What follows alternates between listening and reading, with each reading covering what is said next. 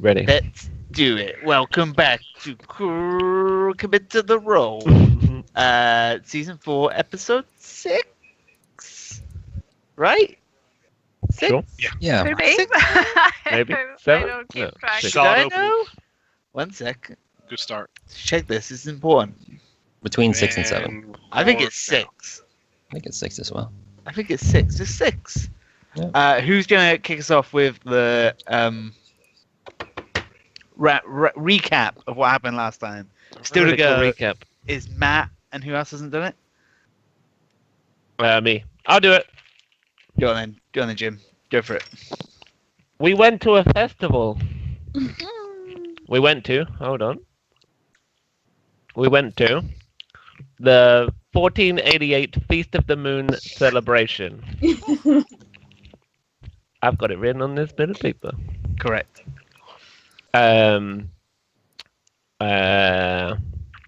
Yeah.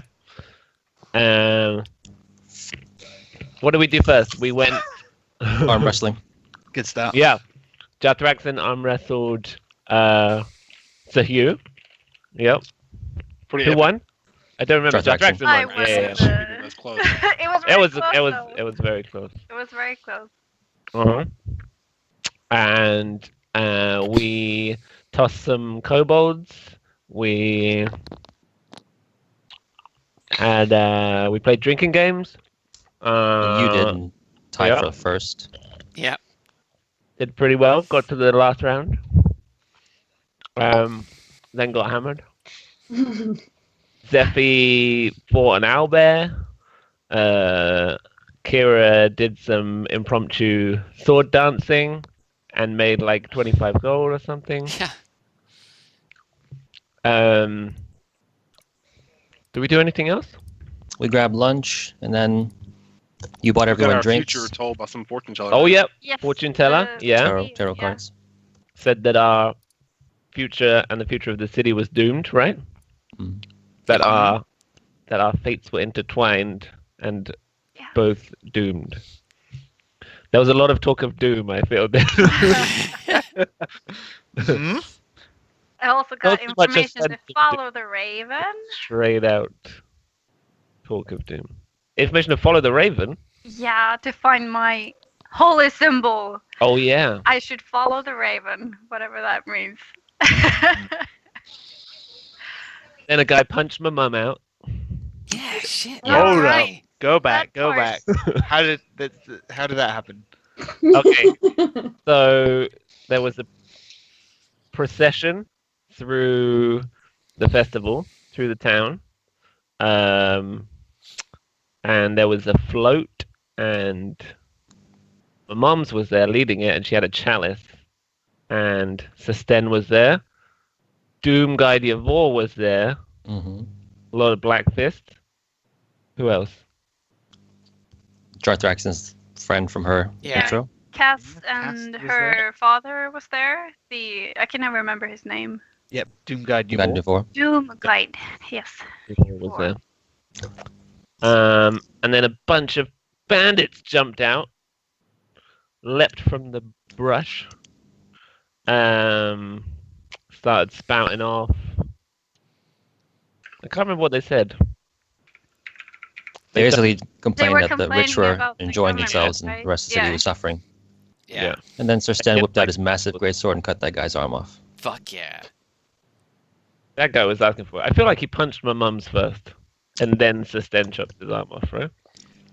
It wasn't that guy's arm, was it? Susten was fighting some other. Yeah, pair I of think it was guys. one of the other guys. Yeah. The bandits. Maybe. You Then guys. they were like, charge! And everyone was like, charge! And then there was a it was big giant fight. black dome that appeared out of nowhere that nobody could Yep. see. Then there was a big ass fight. People I remember got- specifically being told not to spill blood on this day, and then a lot of blood was. yeah, a lot of blood got spilled. But spilled by Yeah. Sir Stan first. Just gonna point that out. Doesn't matter. Very bad omen. Bad Sir Stan. Doom. And then Doom Guy Yvor told us that we were all doomed. Again. Not even a thank you. I got Very you down, well by the way. summed up. So Oh, and, yeah. and Jim's mom didn't recognize that it was Jimmy. Oh yeah, she'd been punched a lot. Okay, so we'll jump back into the game exactly where we left off. So we are stood at the front of this procession. There are kind of priests from the Order of the Silent Shroud, kind of grey robed, kind of holding up this big float, and it's a big statue of Saint Luca, kind of this religious figure from the Kellenvor faith, and there is just blood and gore all over the streets. One guy's had his head smashed in. One guy is just bleeding all over the floor. His arm's been chopped off. Lady Sokol is kind of unconscious on the floor. Smithy's kind of tending to her, and Doomguy Yavor kind of looks around in dismay, and he kind of picks up this chalice, this sacred object that they've been carrying down the street, and it too is covered in blood, and he looks at it, he's worried, he tries to rub it off, but it just smears more onto it, and he just looks up and he looks around, he's like, oh, what have you done? You've doomed us all. Would you rather we would have let Cast and everyone here die? He doesn't answer you. He just seems worried. He's kind of just looking around. He's looking up at the statue, looking up at the bodies, just super worried. At the moment, the crowd is in kind of a state of kind of shock. A lot of people at the front have kind of started to move out. A lot of the kind of Black Fist guards who are kind of on the periphery are starting to move forward towards the scene. I'm just gonna dust off my cobalt doll that I picked up. You find it. It's been stepped on. It has a muddy footprint on it. What? Where you discarded it on the floor for a second, I think, and then someone stepped on it. But it's okay. You can brush it off, and you're probably okay. I walk back and brushing it off. And Sir Sten, just huge in his armor, kind of grabs a rag and kind of wipes off his sword and kind of approaches Smithy. Approaches you and your mum, and he kind of looks down. He says, "Is she all right?" You're right. She's kind of like in and out of consciousness. Big welt on her above her eye, where the guy punched her in the face Multiple times. Ooh. She got punched in the face a lot. I saw that. Who are those people, Sten? Some rabble shit fucks. They got what was coming to them. Yeah. Brad says from behind this tiny little kobold. Yeah. Anything to who's protect doing the the royalty. talking right now? Sorry? Sorry. That's Sir Sten. He's the guy that was chopping people in half and shit He's like a that. Yeah. big full Okay. plate armor guy with a big sword. Okay, sorry. He's man. he's like you in your 20s. Oh. He's taller than you, so he sure. Okay, but he is human though. Yeah. Yes. He's So, a Stan, half- are you a member of the Black Fist? In any way? Why? Oh, just say if you are, then you do a great honor to the wonderful company. Kind of like towers down on you. He's like, I'm with him, and he points to Smithy. I just nod. He's with me. What? He's with you? Yeah. He's like my bodyguard. It's not a big deal. Could have used this strapping fella a few days earlier. Yeah, well, he's an important guy. He's got stuff to look after. Like your mum. Yeah. Kieran, that's a little inappropriate. And now, kind of Black Fist soldiers are kind of working their way through the crowd. They're like there now, like on top of you. And one of them looks. He's like, he has to take off his helmet. He's just like, oh my god. Oh, What's so that? good you hear. These people need your aid. What's happened? Tell me everything you know. You want us to do your job for you? Citizen, I'm a guard of the Black Fist. You tell me what I know. What you know? Tell me what you know. I'll tell you what you. He looks like pale white. He's flummoxed by. Does he look like an officer? He's sweating. No, he's just like a normal. He looks like a normal chainmail dude. He's taking off his helmet. He looks like kind of mid-20s. Kind of. Perhaps you should find your superior officer. Go and get a healer. Get a cleric or something. We've got those, right? Do something Wow. Is anyone a cleric? Hi. useful. Jeff Raxton puts a hand up. Aren't you I'm tapped not out? sure though who's the most in desperate need of aid. I've one slot left. Put your hand out, Grass. I have like Grass? blood pooling a little bit in the corner of my eyes and ears. Okay, Yeah. I'm gonna. I got blood coming out my healing gums. word on you. Yeah, this guy kind of looks around to his fellows. He's like, Did I do former that right? former perimeter, get these people out of the way. You run to the castle. Go. And this guy's like, oh, okay, and he starts running, and kind of runs down the street towards Vallejo Castle, and kind of moves off into the crowd away from you guys. Not the best security. Is anyone a healer? Healer. Okay, Kraz, you gain 7. No, 6 Thank points of health back. you. Much obliged. Is- Thank or you. is that shit? I have to check how many levels I am and what. Yeah, that's right. 6. No, it's my modifier, isn't it? My wisdom wisdom. modifier. Yeah, plus wisdom. Yes. Then it's 7. Yes, 7.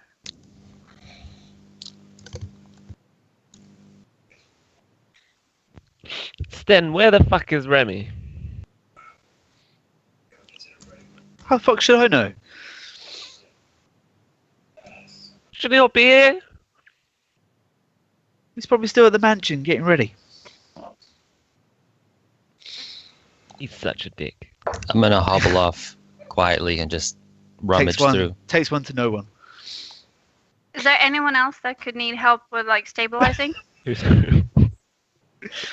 I mean, Lady Soko was kind of laid out on the floor, not looking great. Right. I go up to her and I try to stabilize her.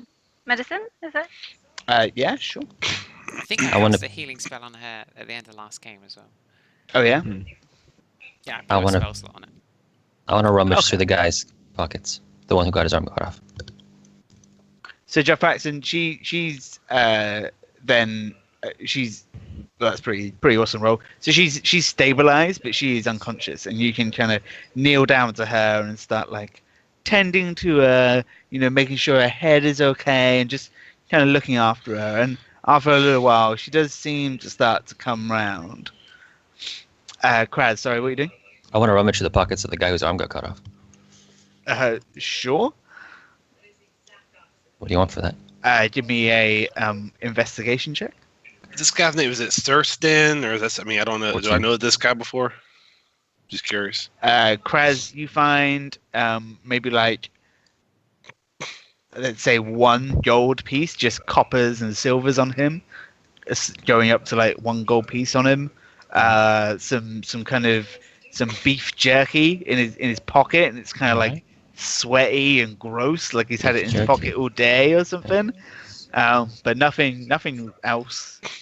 He had Take beef jerky. kind of like a club, but it's just like a Piece of wood. piece of blunt wood. Yeah. I want to take the gold and the beef jerky. Okay, sure. Actually, no, I eat the beef jerky and I walk back. Oh, you take a bite into it, and it's pretty foul. I just eat it. Okay. Your Zephyrella, assessments? what are you doing? Sorry, Ref, I'll come back to you. Hugh, I'm just come back swinging my new club around. sorry, Zephyrella. I'm swinging my new club around, just watching Oh. everything happen. just like idly, just. Yep. Inside. So can you make me an intelligence check?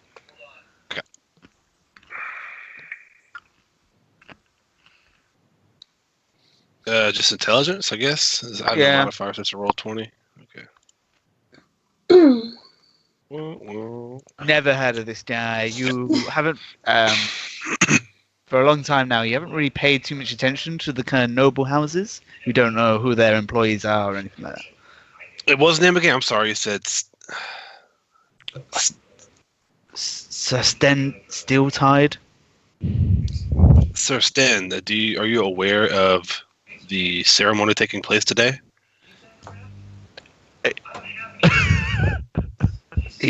You're kidding me.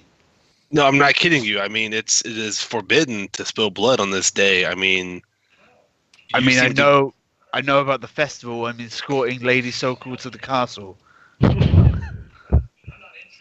Then why did you? It's forbidden. I don't understand. You're an experienced warrior, soldier, just from the looks of you. I mean, I could tell by the way they were swinging their weapons. I mean, we could disarm them easily without spilling blood. They punched my lady, all right? They got what they deserved. I don't give two shits about some superstitious mumbo jumbo.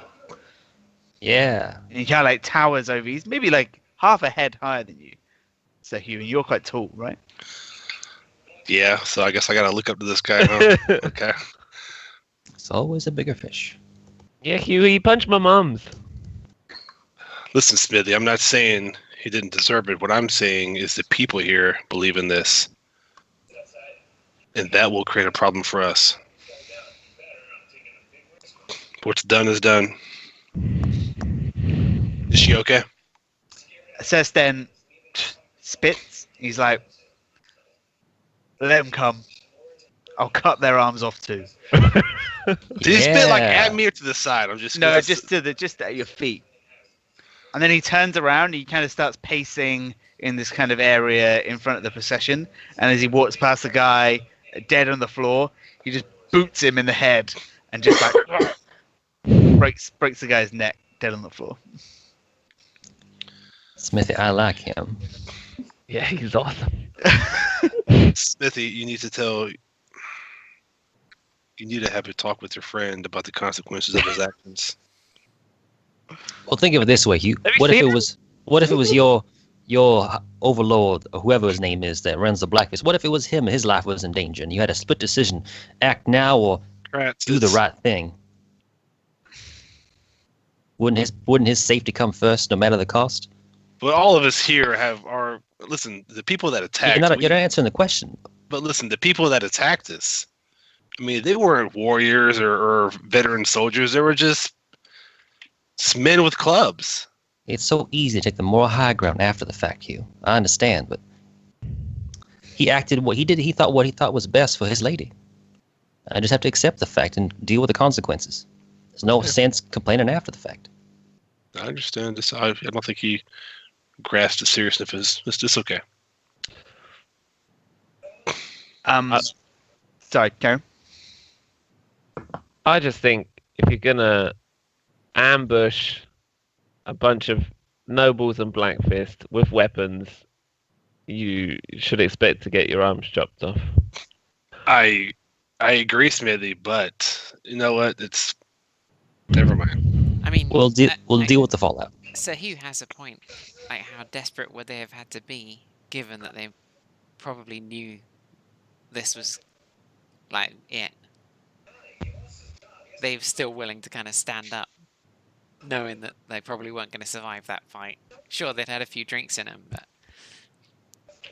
they must have been pretty desperate to be willing to put it all on the line. Kira just kind of takes a few steps away, like half her face is still covered in blood, and she just kind of looks out. Cast, she kind of looks wide-eyed, pasty, sweaty, never really seeing like this kind of. She's dealt with undead before, but not this kind of visceral violence. And kind of goes up to Doomguy Yavor, and she's like, "Father, what do we do now?"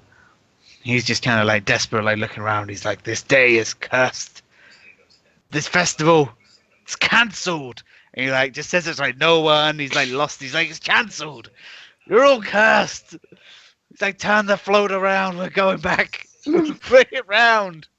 And the guys are just like they're like crowded in by Black Fist and people and kind of there's an unconscious guy on the floor and they're just like, how do we turn this thing around? But they start trying to think about moving when from a distance from the castle's direction you start to hear kind of a and a like clippity clop of I'm sorry, how's it go again? Now how'd the trumpet go? Okay. I couldn't hear you, just checking. It's a clippity clop of kind of horses and armored feet coming from a distance. Things about to get interesting. And so Do we Sten just wait? Sten's like, here we go. But he stoops down and scoops up Lady Sokol and just kind of fireman lifts her easily over his shoulder. And then stands to face whatever's coming. Anything you guys want to do? There's no Okay. hiding. God, I don't know. I'm gonna There's no shimmy. running away. We must. Yeah, I shimmy as well. The crowd are definitely beginning to like disperse, get out of this area, but the Black Fist remain and almost kind of have formed a perimeter on the back and the sides and around you guys. Kind of just waiting, not really knowing what to do, maybe thinking they've kind of fucked up. There's nowhere to hide, is there? No. If Kratz tries to hide, I'm trying to make it a point to grab him by the collar so he doesn't be able to hide. I'm looking around. Just if I see it, you know. Okay, and from the distance, then you see a large a rider, a black armored rider on a kind of a black horse, a large kind of corsair horse, and he kind of runs up and almost like pulls up his horse right near you and kind of scuffs up the dirt in your face, and he leaps down, takes off his helmet, and he has kind of this tousled kind of brown hair. He's very handsome, clean shaven, a knight of the Black Fist, but behind him there is kind of a regiment, maybe like 10, 20 Black Fist guards, kind of struggling to like keep up with him on foot, running down the road. I put my hammer away, like Yeah, just- I put my yeah. halberd under my cape as well. Sure. So Hugh, you recognize this as Knight Lieutenant Kron Bolvar.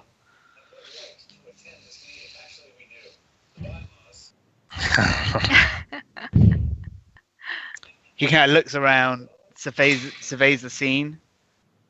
He's like, "My gods, what has happened here? Tell me now."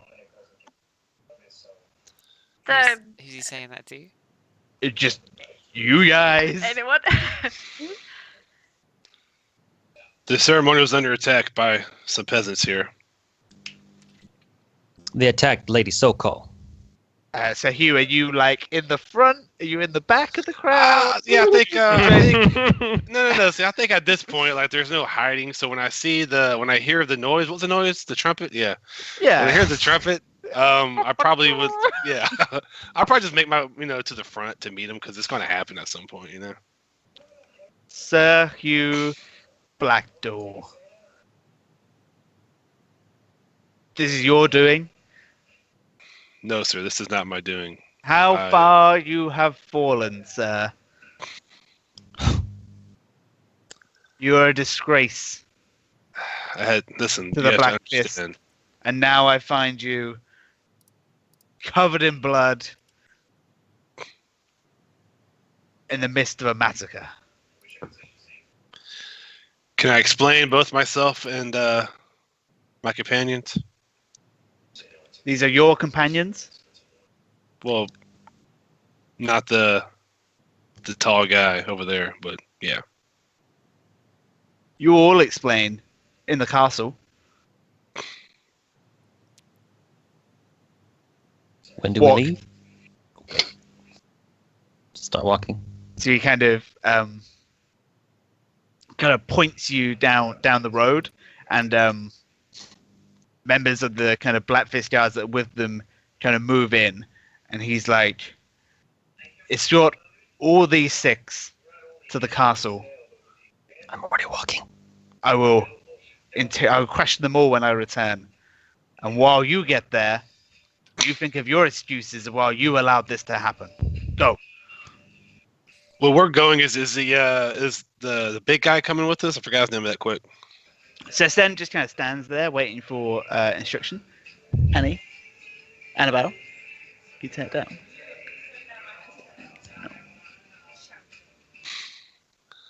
Please. 1 sec. Uno momento. I can't hear Please, anything. please, Annabelle. Well, I'm a shouting scotch, 'cause it's loud. Just a scotch. Just a scotch. So Sir Uh, Bolvar? So Sten, he's just kind of stood there, not doing anything, and he looks at him. He says, "Sir Sten, what has happened?" He's like, "Punched her. She's all right." He's like, "Take her to the castle. The matron will see her, and then you will report for questioning as well." He's like, "All right." And he approaches. You guys are kind of being ushered off, but you see him approach Yavor Glandon. Yavor's like, "I'm going back. I'm getting out of here. I'm going back." And Bolvar kind of puts a hand on his shoulder. He's like, "The Lord Regent will want to see you. Please, bring the procession to the castle. We'll sort all this mess out. Let's go." And then kind of as a whole group, they all start moving. You at the head, him at the back, and the procession, the statue, and just a few kind of shocked onlookers murmuring as you all kind of walk towards the castle. Anything you guys would like to do as you walk? I'm gonna wave to the people in the crowd. By now, kind of the sun is setting. It's winter, if you remember. It's a little bit cold, and the sun goes down quite early. And you approach Vallejo Castle, and I'll find it on the thing. I don't recall last game who done the most blood spilling. I know it was the big guy. Is that mainly it, or is it also Smithy? I don't remember actually. So he cut a guy's arm off. I remember that. Kraz was shooting kind of magic bolts at everybody. Okay. Smithy smashed a guy's head in with his hammer. Mm-hmm. Yeah? Yep. Okay. I threw a Okay. right hook and missed. Good. That's right. Yeah. Yeah, me and you beat that one guy up. I remember that. Yeah. No, that was me. Oh, was it? I'm sorry. Okay. Yep. I like to think that I helped with moral support and optimism. And Jarthraxon casted Thunderstrike or Thunderwave. I did, but no one died. Nearly. Not for lack of trying. Just clarifying on Yeah. the way to the castle. That's Nobody died. I like that this is the conversation we had. Whose fault was this? Okay, just Okay. So you kind of you come out of Podal Plaza, and you cross this bridge, and then you go past this the Stojanau Gate, which is like a huge portcullis gate. Portcullis is open, and you kind of walk through, and you can see on the walls of the castle Blackfist soldiers kind of walking and doing their patrols.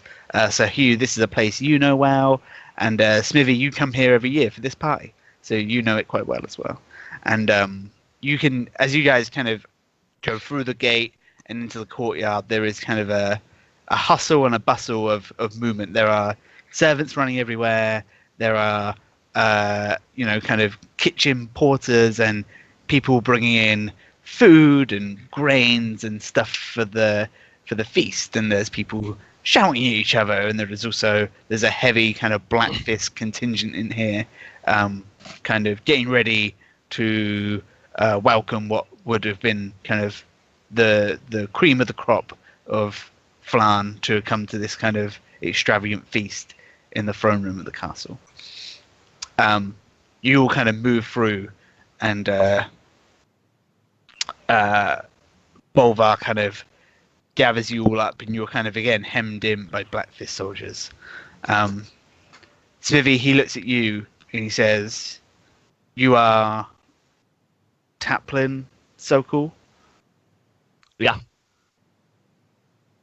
He turns to a guard. He's like, "Take his Lord Sokol to my chambers, make him comfortable, and I will come see him shortly."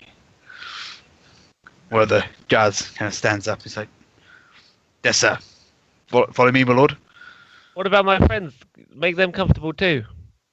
Put them in that room with the beanbags. My lord, I do not know the beanbags to which you refer. Do we not? We must still have that room. My lord, this is a serious incident. Please, they'll have to come with me to the dungeons to be questioned. Beanbags are appropriate for any occasion. Did he say dungeons? Dungeons? Are we getting arrested for saving the lady? I thought we were going to have dinner. I thought That'd this be was fine. a questioning over dinner. I think dinner's next. Dungeons, then dinner. Yeah. I've been to those kind of parties before. That's the game we're playing.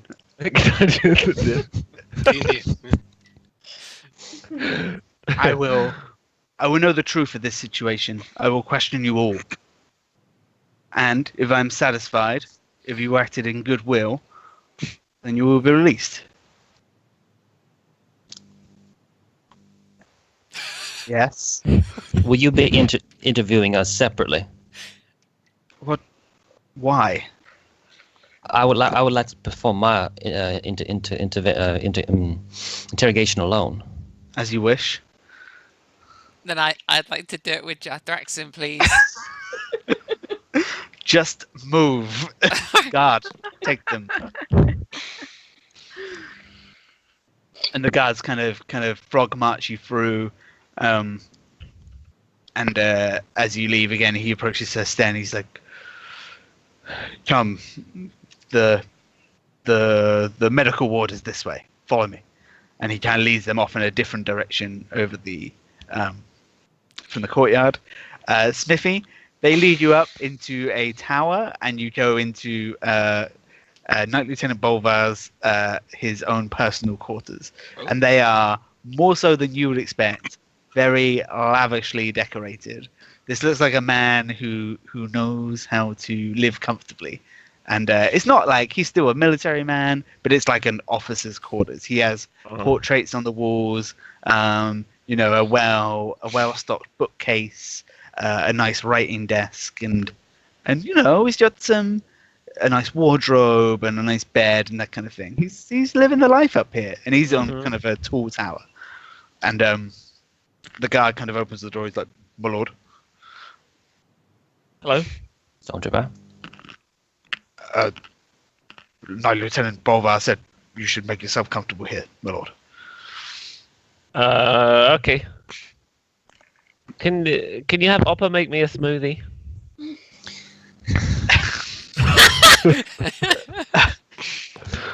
My lord, I do not know who that is. Oppa. I'm sorry, I do not. Who is that? Short, round lady. Is that someone in the castle? She responds to the name Oppa. Is that someone in the castle? Yeah. Are you sure? Maybe not. You remember that Oppa is your housemaid, and she does not work here. I thought she did like days here and nights there, no? Absolutely not. Nope. I remember how this works now. But my lord. Just have someone make me a smoothie. I don't care. Yeah, I was going to suggest that, my lord. I will get you. Cool. I will get you a smoothie post haste. Kind of shuts the door behind you. Anything you'd like to do? Maybe just start, indiscriminately rifling through his stuff. Sure. He's got lots of nice things. Just have a look what's around. He's got notes and stuff. He's got some kind of like some work documents. He's got like files and kind of manifests and guard rotas and that kind of stuff. He seems to be in Any snacks? Yeah, sure. He's got some dried nuts and he's got a bowl of fruit. Sure. I eat the dried nuts. You probably have Stay like well away a from thing the of like whiskey and gin in the corner or something, you know? Oh yeah, some like crystal carafes. Yeah. Oh yeah. Has he got any of those? Yeah, sure. Yeah, definitely make myself a drink. Definitely. Yeah. You do so. Back down. So the rest of you, the five of you, they kind of lead you down into the dungeons, and the dungeons are fairly empty. There do not seem to be many prisoners around, and again, they kind of frog march you through. One of them stops you, Kraz, and puts you in the first cell, and then leads the rest of you into a group cell. Leads you in, shut the doors on you. I sit down next to my doll. Is he carrying this thing around? Oh yeah. Sure, no worries. The guard says, he's like, I'm sure the Knight Lieutenant will be here shortly to question you. Surely, I sit down just on the ground. Do I recognize that guard much? He's wearing a helmet. Excuse me, guard. Yes, Yes, the Lord Regent is here, correct? of course. Will he be present during the questioning? I do not know. Can you request that, please? Request that the Lord Regent comes down to Yes. question you. Yes, sir. I can't. I'm not sure. There's a chain. You see, I There's a chain understand. of- I understand the chain of command. sorry, I'm new here, but there's a chain. Okay, And I have to follow the chain. Tell my officer, and he tells his officer. Then he probably tells Okay, Lieutenant Bolvar. listen, And then Lieutenant Bolvar probably tells the Lord just Regent. don't. You'll do well, lad. Don't worry. I'm not allowed to talk to prisoners, sir. So please just sit. You're Mission- doing a really good mission job, failed. by the way. The if you need to make your business, there is a bucket, and I'll see perhaps getting you some water. That's very He nice said of he you. would be back soon. Happy Feast of the Moon. Could you do another favor for me before you go, lad? I'm sorry, sir, but I don't know the Lord Regent. I don't think he will come No, down if I ask could him. you? No, could you let us out? I'm sorry, sir. Yeah, could you let us out? I'm just asking as a favor. You know, just help an old man out. Could you let us out of here? Make a persuasion check. I'm doing this facetiously. I'm just curious how far this guy's gonna go. There you go, 5. I start singing "Nobody Knows the Trouble I've Seen in Draconic" to myself. Nobody knows. Knows the trouble I've seen. I'm sorry, sir, but I do not think that will be in line with my duties. I'm supposed to keep people in the cells. Oh, you're doing such a good job. Okay. Thank you, sir. It's been an honor meeting you. Yes, sir. Okay. Thank you. Run along. He like runs off. My sorrow. You guys are waiting for at least 45 minutes. Oh my fuck. god. Short Is rest. there anything in that time that you'd like to... Yeah, please take a Short short rest if rest. you need to. Oh.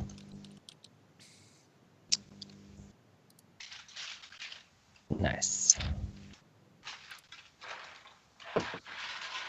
Nice.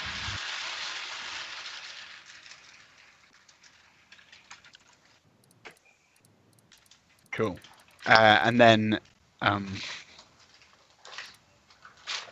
Knight Lieutenant Bolvar comes down. Again, kind of helmet off and kind of inspects your cell. So he walks through the big one first, and he kind of peers in and looks at you. And then he walks back. He doesn't say anything to you guys. He just kind of looks at, gives Sir Hugh like a side eye, just like gives him the evils, and then walks back to the smaller cell. With Kraz in, he looks at Kraz. He's like, "All right, this one first." And the guard unlocks it. You are far enough away from the big cell that they cannot hear. You can't easily hear what they. If they were shouting, you'd be able to hear them, but you can't hear kind of general conversation. Yes, please. So he kind of moves in, shuts the cell behind him, and he stays standing. I'll tell you whatever you want to know. Tell me everything. Okay. Came to the festival. We had invitation by Taplin. He got us tickets to the festival and to the feast. We participated in some festivities, some games. I won this extremely well-crafted doll. Had my fortune told, and we went to watch the float procession. 5 gentlemen stepped out from the crowd. One of them addressed the lady, so-called. He went on about how the peasants would suffer and the royalty would prosper during these horrible times, and he struck the lady, so-called, and Lord Sten, or Sir Sten rather, he proceeded to withdraw his greatsword, and he took that man's clean right off. And seeing this unfold, I leapt from the shoulders of my attractive dragonborn compatriot into the square, and I proceeded to cast some magic of mine to distort the enemy and confuse them to buy us some time to get everyone to safety. My friends took this also as a hint to jump into the fray and protect the innocents, and that is exactly what we did. It resulted in the death of those peasants, but ultimately we prevented one of them from ending the lady so-called's life. I see. And what is your business in the city? I'm a traveler, sir. I'm just passing through Flan, and I met some really lovely people, and just decided to see what the city had to offer. Kind of peers at you, and he's like, "You're a dragonborn?" That would have been more convenient, but that is not the case. I am something of an experiment gone wrong. People tell me I'm a kobold. You're a what? A kobold. Small creatures, hideous, terrible voices. You're disgusting. I understand.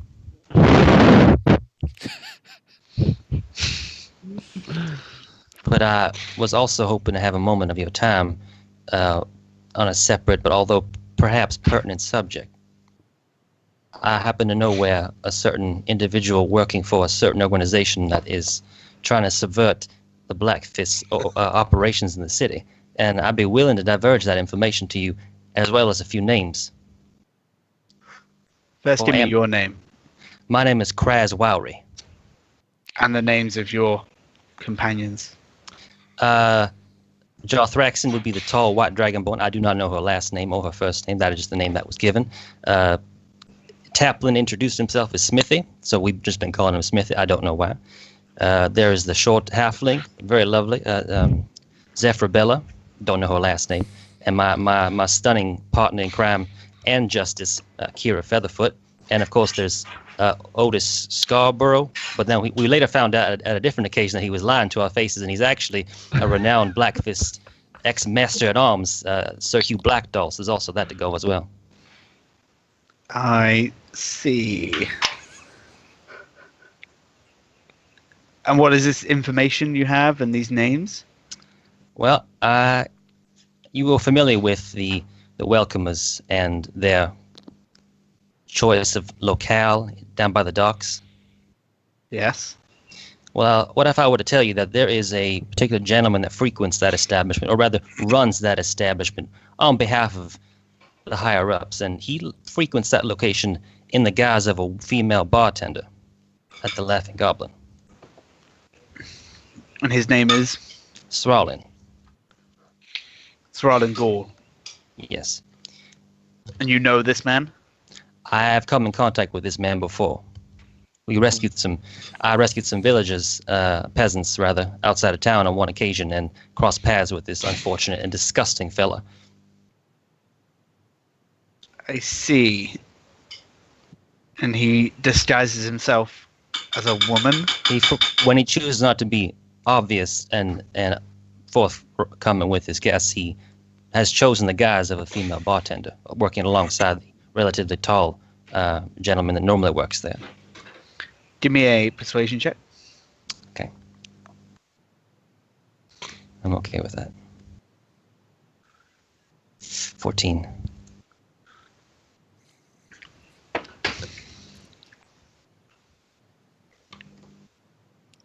I can tell you whatever else you want to know.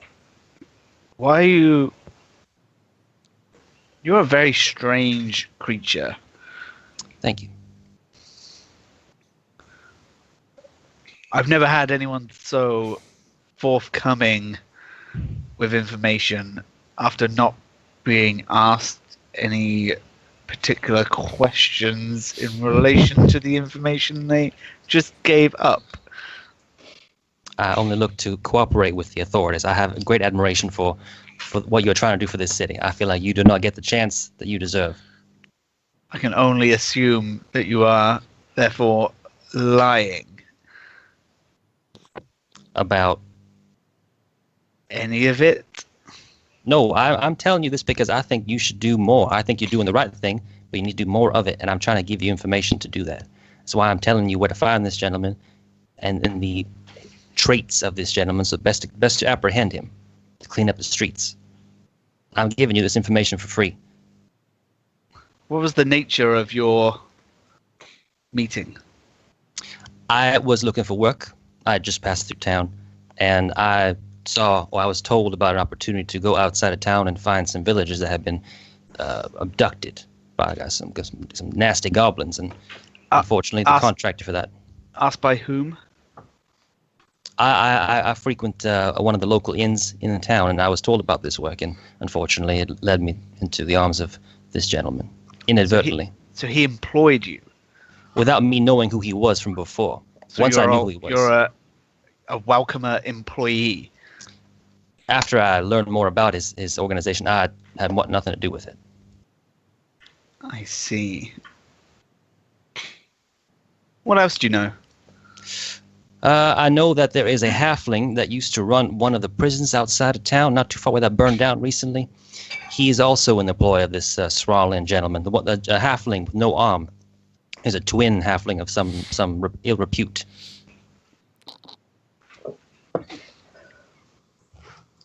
I believe, actually... Doesn't say anything, just lets you keep talking. I believe someone in my party might know a little more about that if you would ask him. Who? I think we both know who. Oh. Looks back at you, raises his eyebrows. There's also the half-orc, Urag. You will find him there as well. He's a known criminal and rapscallion, has robbed my compatriots on multiple occasions. Also a member of the Welcomers.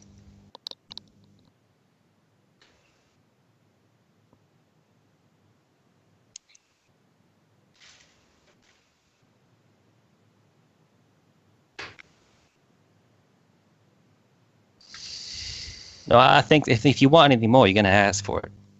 I've played this game before. Guard, open the gate.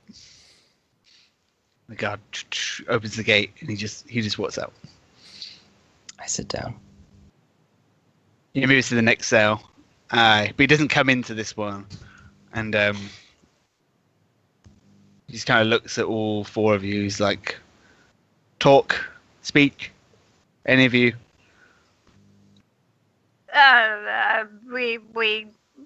Well, where should we start?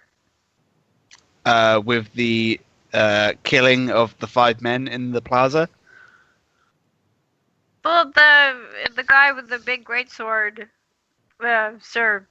What was his name? Sten. Guy, Sten. Sten. Thank you. So we saw Sten take the first blow, cut a guy's arm off, and I saw 3 bandits, if you will, bolt towards Cass and Sir Doomguard, and I went after them to protect them. That's what I did. And your occupation is? My occupation? I'm What do you do? recently new to the city in itself. I've helped the Sir Doom Guide with some problems under the graveyard, but I don't have any occupation per se. A drifter, I see. You, halfling? Oh, a bit of a bouncer. What is Card that? shark, you know, What? having fun. Are you with this kobold? Yeah, I'm with all of them. But did you know the kobold from before? Before what? Before the killing, do you associate with him in Oh, your no. work? Known him for a couple of days.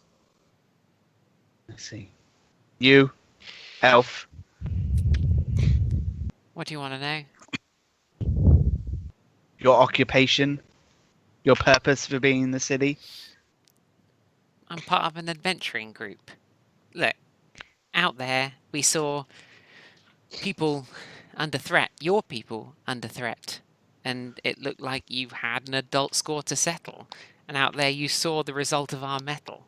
Win adequately. That's our guarantee. What are you doing? When you Wait. call on the cult of the Kettle. Hold on. What was that? Can I just say, this is a serious interview from the Black Fist. My name is Knight Lieutenant Bolvar. I am Exel Brahms' right-hand man. I did not come here for japes and poems. Well, What you is your- in the wrong place then? You can stay in here if you like. Sir Hugh. Bolvar, is this necessary, keeping us in this cell like we're common thugs? I mean, please, we deserve more respect than this. Do you? Yes. The last I heard, I thought you had fled the city like a craven dog. You heard wrong. And what are you doing with this rabble?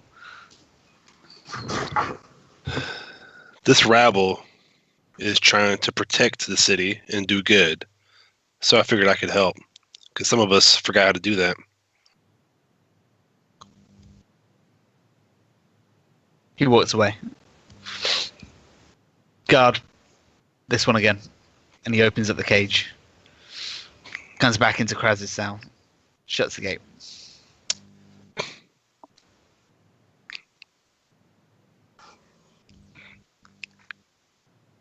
How can I help? More names. Well, the bartender's name is Ma at the Laughing Goblin. He I don't often care about the bartender. I'm telling you the names in case you decide to Names send someone of the welcomers, the higher-ups, in. their locations, what they I know. do, where they go. Right, let's see here. More, or I'll have you hanged as a welcomer associate. Well, that would be rather unfortunate. Does Kraz actually have his journal with him? I'm just curious, 'cause that'd be pretty badass. If You he know pulled everything. it out. They didn't Okay. take their Just stuff checking. from you. I know Love a few names that you could find and where to find them often. You can find Grigori. He regularly frequents the Cracked Crown. He's a second story man. He works frequently for Saralin. He on assignment and for the Welkers from time to time. So the Cracked Crown, you'd be able to find him. You can always find Glevith. He's a lieutenant, cutpurse, sort of a big bit of a pickpocket. A fairly serious senior member. He's at war with the Black Fist personally. Zaxi Frayne, of course, you probably know her, the true leader above. She's at least who Thrallin reports to. Unfortunately, I couldn't find out where she frequents, but I'm currently working on that. And with your permission and maybe even some support, I'd be more than happy to do that for you. And this would be strictly between you and me. This would not have to leave this cell. You've talked your way out of this. I believe you and your companions are trying to do the right thing by Lady Sokol. You may leave. You're an interesting creature. You come back with more of this, and I'll see you rewarded. I will be sure to report directly to you if I have any more information, sir. Guard, open the gate. Guard opens the gate. He kind of ushers you out first, Pick up my doll and I leave the cage. and then he kind of pushes you towards the big cage, and he kind of says, "Your small friend here has taught you out of this situation. You should thank him." Guard, unlock the gate. Guard unlocks the gate, opens it. Thank you, Sir Bolivar.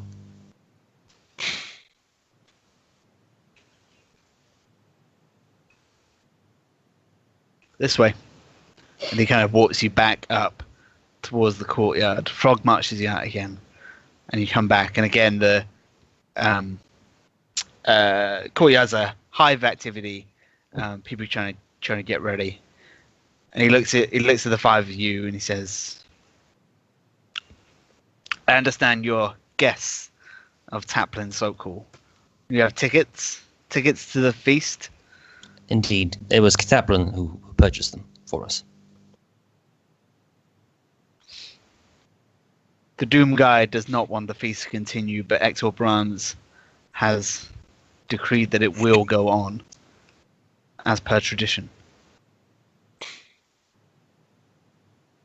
You have intervened for the good of Flan, and so, for this evening, if you wish to stay, you may do so. Thank you, sir. The hall is that way. People are arriving. I will see the Lord Sokol comes down and joins you. Thank you. I start to walk that way. What do the rest of you guys do? Yeah, walk that way. Follow Krantz. Kira? Yeah, I give him a kind of a long look and carry on. Kind of sneers at you. Doesn't like you. Zephyrabella? Yeah, follow on. So Hugh, as you get to go, he puts an arm out on you. One night, so Hugh, you feel like you're a Black Fist again. But then you're out. And for good this time. I just shrug him off and keep walking. Not really like a harsh shrug, but just kind of a, Okay.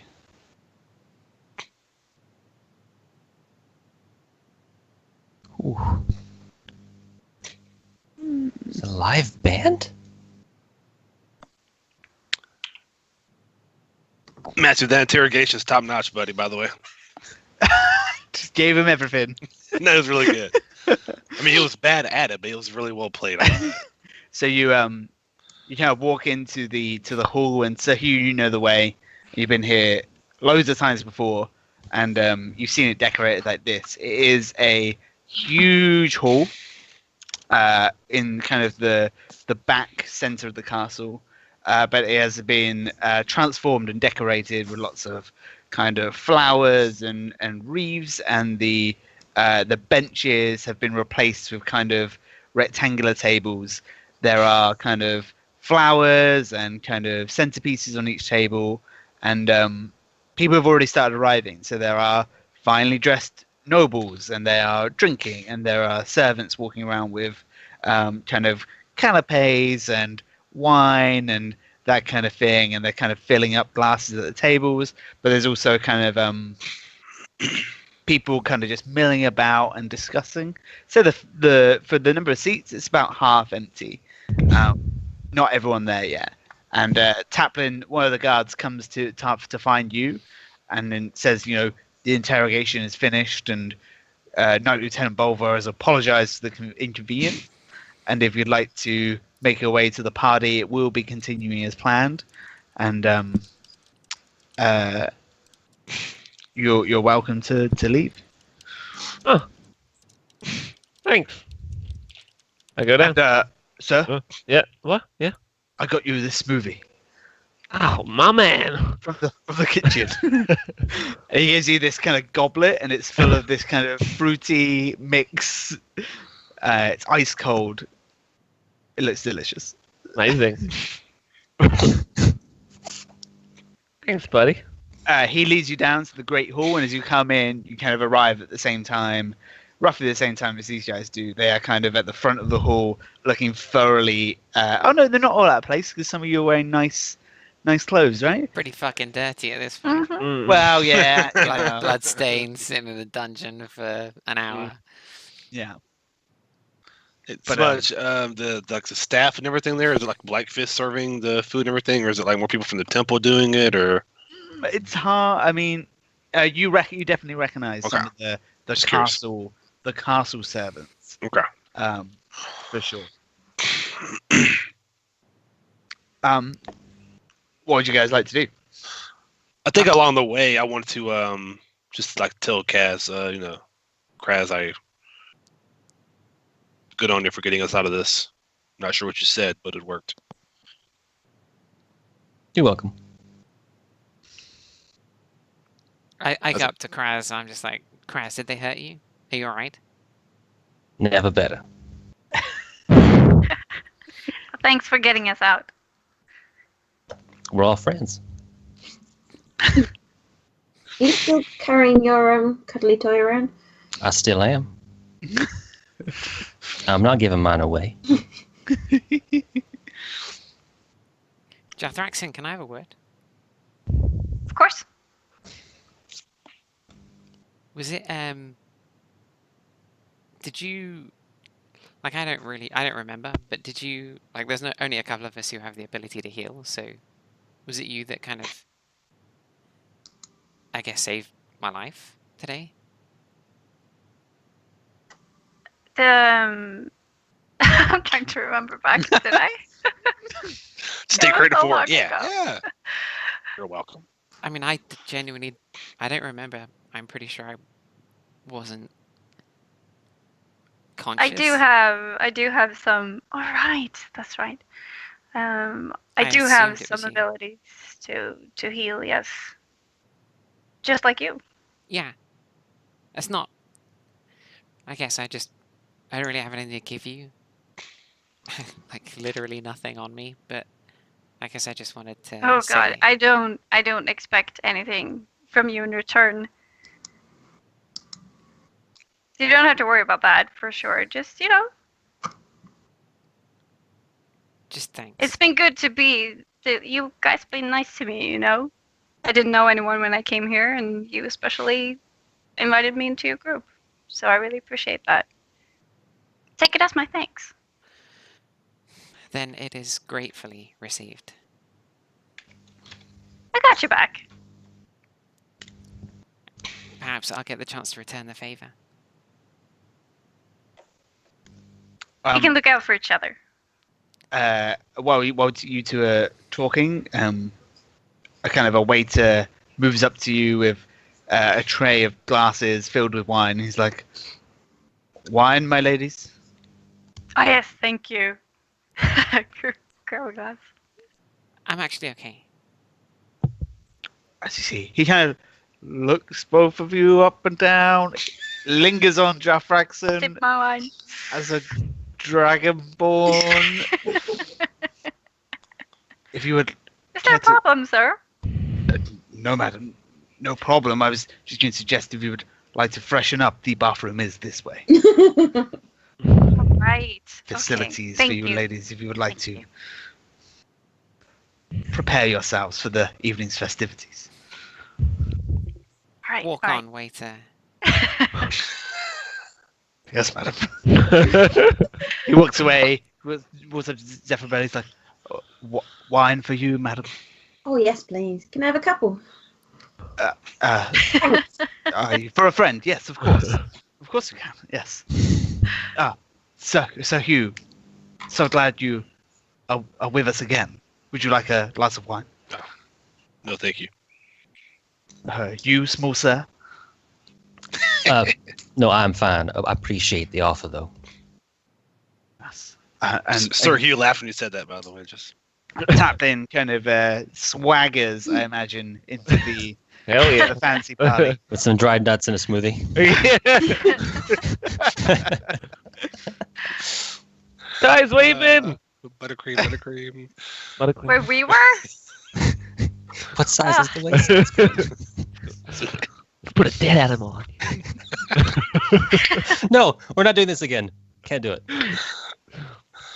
Yes, okay. I like that. Where were you? Drafaxon says as you walk. Oh, I was just up in the guy's chambers. It's really nice. I got nuts Right. and a smoothie. We were just in the dungeon. Oh, how? Well, we What got was we that got like? nuts. I mean, we got nuts as well. We just had to pick it out of the shit in the bucket that we got given. Oh, It wasn't so bad. We were only there for about an hour. was there beanbags? I told them to bring beanbags. Yeah, no. No. Not maybe next time. Yeah. I don't I think will keep go any in the freshen up a dungeon. little bit though and clean the blood off and whatnot. Yeah, you managed to do that. You find kind of some very basic medieval toilet facilities, but they have kind of like water to wash yourself and that kind of thing. A glass of wine, sir. Oh. Are you finished with your smoothie? No! Does it look like I finished with my smoothie? I apologize, sir. I thought you were finished. Give me the wine. But sir, you don't have enough hands. I'll tell you when I have not enough hands. Picks a glass of wine and kind of hands it out for you. Shit! Someone take my wine. I give it to me. Please, just beckon me should you find folks need anything. Oh, we will beckon. Can I grab a glass of wine before he leaves, just really quick? Absolutely. Another one. Just He looks a bit, is it already? But then kind of moves away. and I give a creepy smile. Creepy dragon smile. He kind of hurries away from you guys. I walk Yeah. away. Is there a place outside to kind of go? No. So, well, I mean, you could go back towards the courtyard, but you are kind of in the very heart of the castle. I just look for a kind of quiet spot if there's anywhere. Otherwise, I just kind of maybe I just stroll around this end of the castle until somebody tells me to stop. I guess make a investigation check. There's a door back in the corner that goes to the balcony, you know? I was gonna say, like, well, Yeah, I remember Maybe where we it's should at. find a table before this place gets too crowded. Something with a good vantage point and perhaps some quick exits. Sure. 17 investigation. so I mean, you the hall is there are guards here. There are lots of guards and there are lots of servants moving here and about. But you can find like an odd corridor that just seems to go off into towards the kitchens, or one that goes to another set of bathrooms, or deeper into the castle. You can kind of those are much quieter than this main room if you want to go chill out there. That'll do. Okay, so Kira Yeah. just kind of wanders off. Good night. Yeah. Okay. So you said you want to try and find a table? Yeah. Before the place Yeah. gets too crowded. So it's not busy yet, and there are people here. Taplin, don't worry about it. You notice that the people here are not on the same level as you. They are kind of like the lower, they're the first to the party. The kind of the hangers on, the kind of very minor noble families or second or third sons. They're not like the creme de la creme of the party. They're the ones who get here first to get a seat because the seat isn't arranged for them. Uh-huh. And people kind of, as you walk past, people are like, "Oh, Taplin, Taplin, how are you?" Yeah, hello. Give my regards to your father. Yeah, I will. When I see him. Oh, happy feast of the moon. Yeah, and to you. He gets the hint. Walks away. So you find a nice spot, kind of at the side. Where do you guys want to sit? Like at the back, at the front? It's almost like a wedding. There's lots of like round tables, and on the very back there is a large throne with a kind of top table, maybe 12 or so seats. I imagine Taplin trying the- to sit on the throne. on the dance. Maybe we should. I One to the I did side that a one little year. It bit, did go maybe? well. Should we sit close? Don't go in the front row. All the nerds are in the front row. Well, yeah, maybe rather a little bit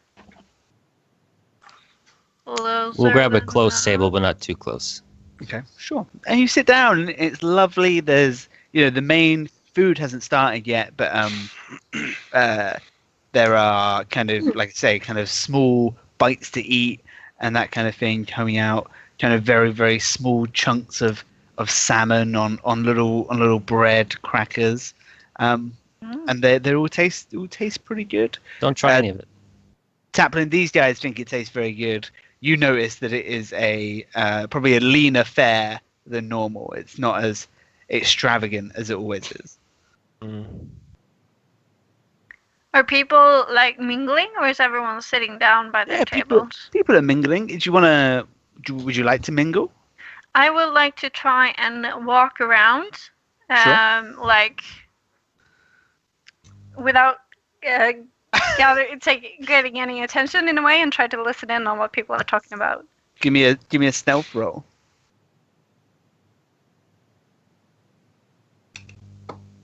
Stealth. You're wearing your armor, aren't you? Yeah. But I don't have disadvantage with my armor. Okay. So 12.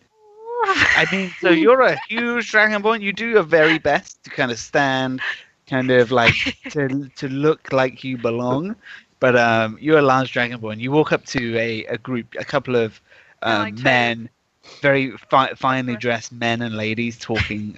Each of them have a lovely glass of wine in their hands. And as you kind of get kind of close to them and hear what you're talking about, you do catch a bit of their conversation.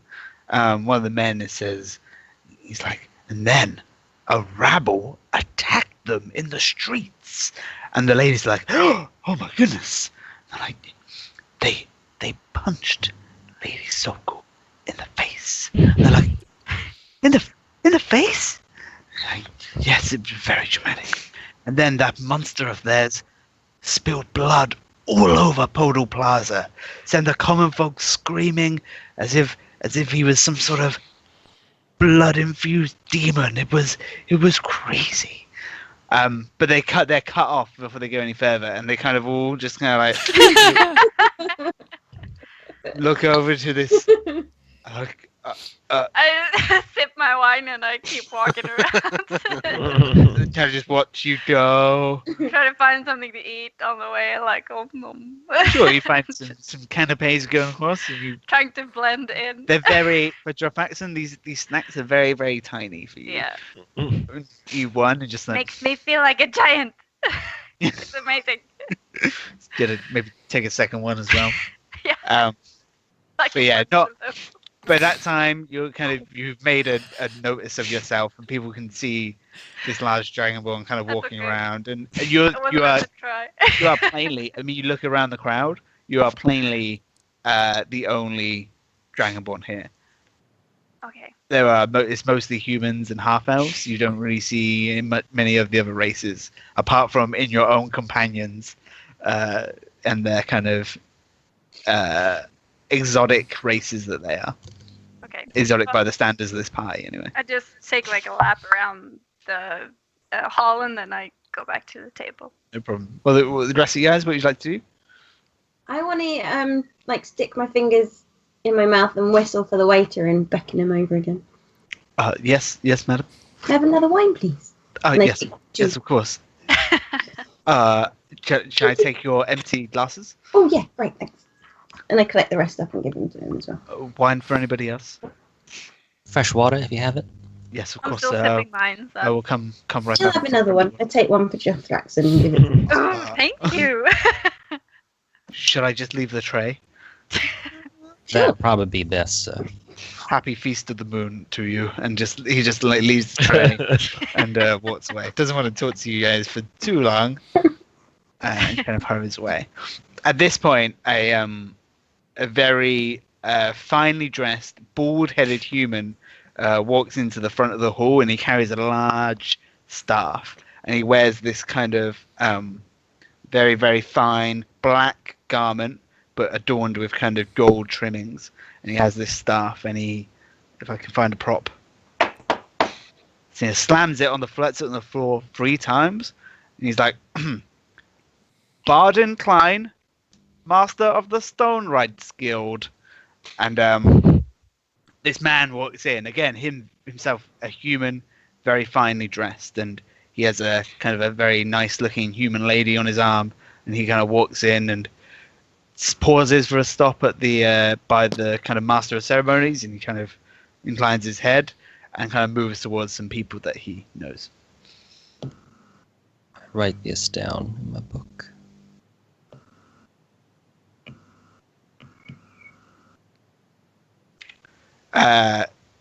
Kira, what are you up to? Sort of, she's kind of half recovering from like a mild panic attack. She's like trying to, she's, touching the dried blood still down like part of her face, and just reflecting on the awfulness of what occurred, and just trying to kind of, just taking a minute in the corridor. As you kind of take a minute, kind of a serving lady, kind of large bosomed and kind of middle aged, like nice, friendly, full face. She kind of hurrying past. She's like, "Are you lost?" Maybe, but no, I'm fine, thank you. Why? Where am I exactly? Well, the servants' quarters are this way. Surely you're a guest and you would like to be in the party? I don't know how well I belong there. Maybe I'm better suited here. Servants' quarters, not something I'm not used to. I know the feeling. I find myself at a place in front of all these nice guests. Would you like a job here? We're always looking for nice girls to wash the laundry and scrub the stairs. You know what? It's so kind of you, but I'm kind of thinking those days are behind me now. Okay. You look kind of sad. It's been a long day. There was a big fight outside. I took a hit. It's not the first time. People do get drunk on the Feast of the Moon. Yeah. But as long as no blood was spilled, everything will be fine. So, I mean, tell me about that. Why is it so important that blood isn't spilled at the Feast of the Moon? She kind of stops to think as if she's never even thought about it before. She's just like, that's always been the way, dear. It's what my grandmother told me. And what hers told her before them. It's an old tradition. Can you Yes. ever remember a time it's happened?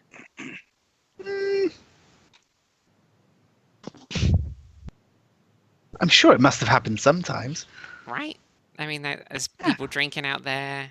Absolutely. People gonna fight, right? Yeah. All right. Can I give you another piece of advice? Something else my grandmother used to say? Yeah? She said, turn that frown upside down. So that's a good piece of advice. Good And advice. That's our family motto, that is. Is it really? Yes, It's one hell of a motto. I know. You can have it. Thanks very much. Okay. What is your name? My name? Mm. Mildred. Mildred. Nice to meet you. I'm Carillion. You're very beautiful. Thanks. Not many people say that, to be honest. I think you are. Happy Feast of the Moon to you. Yeah, you too, Mildred. She kind of scurries off down the corridor. At this point, back in the main hall, the kind of master of ceremonies bangs his staff on the floor again. He kind of speaks up. He's like, Baron Hamad Janask, Lord and Patriarch of House Janask. and his brother, Hadir Janask. And these two men, very differently and exotically dressed, dark-skinned, lots of jewelry, and kind of these very elegant and brightly coloured, trimmed with gold robes come in. Baron Hamad has a very kind of finely kept beard. Taplin, you've always been a fan of this guy's beard. He always keeps it very oiled and slick, but like in like a point down to his chest. And behind him come two very beautiful-looking women, and their daughters, Fatima and Nida Janask. And they are very, very young, probably early 20s, very beautiful, very glammed up, lots of makeup and jewelry women. And they kind of very politely kind of wave to people they know as they walk through the hall. One of them, Nida, kind of gives you a look and a wink, Taplin, from your table. A little bit of that, hey. And they walk to the very front, and you see Hamad takes the first place on the top table, with the rest of them kind of sit on a table lower down. Anything else you guys would like to do? I want to keep an eye out for LeBlanc. Do you know what he looks like? Oh yeah, because you got his photo. I have the newspaper. Is when picture was posted in it. So you kind of get your newspaper out. Looking around. Give me a perception check.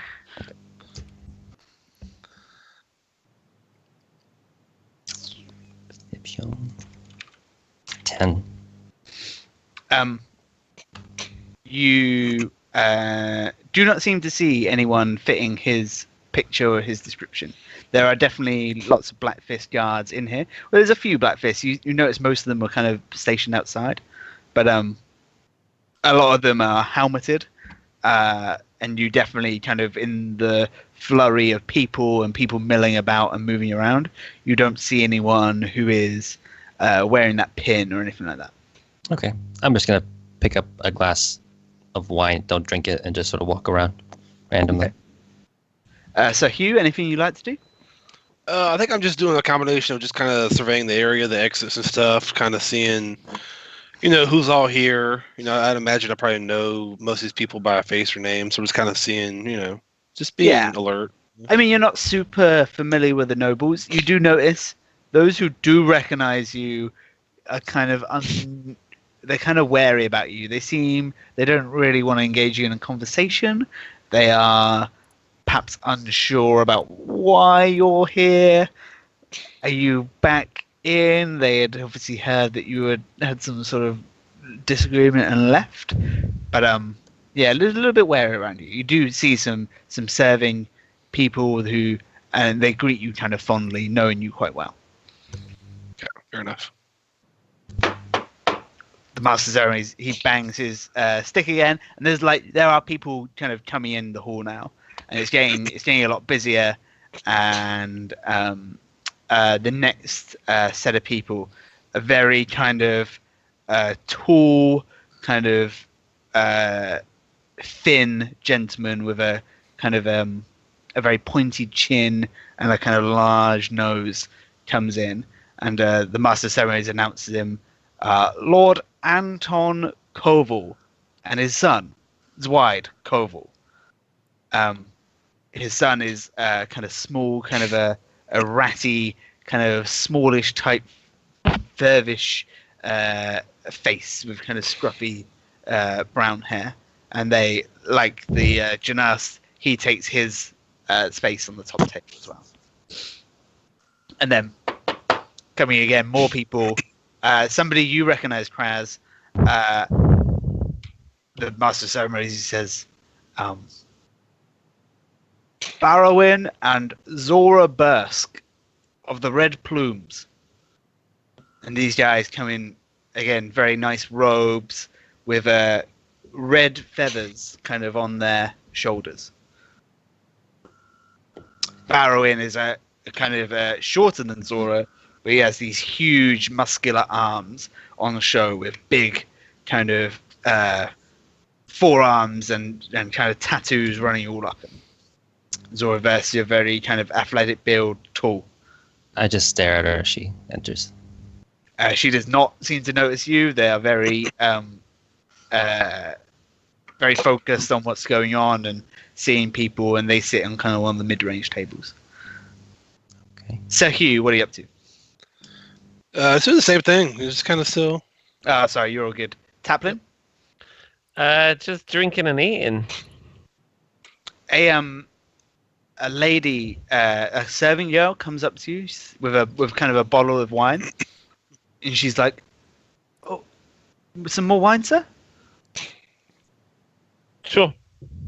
And she kind of fills up your glass, and then stumbles it and kind of spills over. It doesn't go on your clothes. It kind of fills up, goes over your hand, and you kind of have this cold sensation of kind of wine on your hand. She's like, "Oh, I'm so sorry."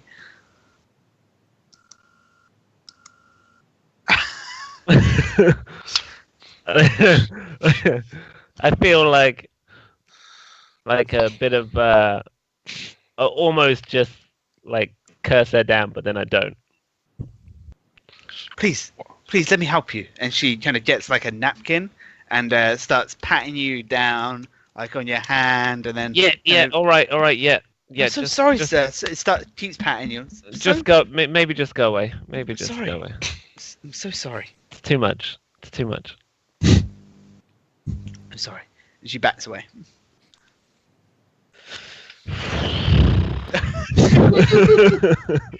Should have wiped her hand on like her dress. Just Yeah. So some more people enter the hall, and again they're announced by the kind of master of ceremonies. So we have Cartha Koval, Tabler. You know, this is the brother of Lord Koval. A lady again, dark skinned, that nobody really recognizes, is Astrid Sarge of Molemaster. Doomguide Yavor Glandon and his daughter Cass, they come in.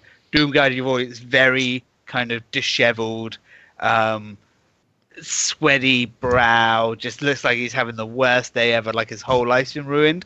Cass is trying to kind of keep up a brave face. He takes a seat at the top table as well. And then next up, the Master of Ceremonies announces Lord Lux Sokol and his son, Remy Sokol. And in come these very, again, finely dressed, very well-kept people. Both of them kind of the spitting image of Taplin. Lord Lutz, a older version, much older man, kind of in his early 50s, very regal, very well-defined, with a stern kind of face and kind of balding, maybe like grey hair on the sides. And Remy Sokol, almost the exact duplicate of Taplin, but a little bit taller, a little bit more muscular, clean-shaven, slightly nicer hair, slightly better groomed, a slightly more extravagant doublet. Lord Lutz takes his seat, and Remy starts kind of working the room. He's all charm and suave. Everyone seems to know him. A lot of the women kind of rush up to him and kind of fawn over him.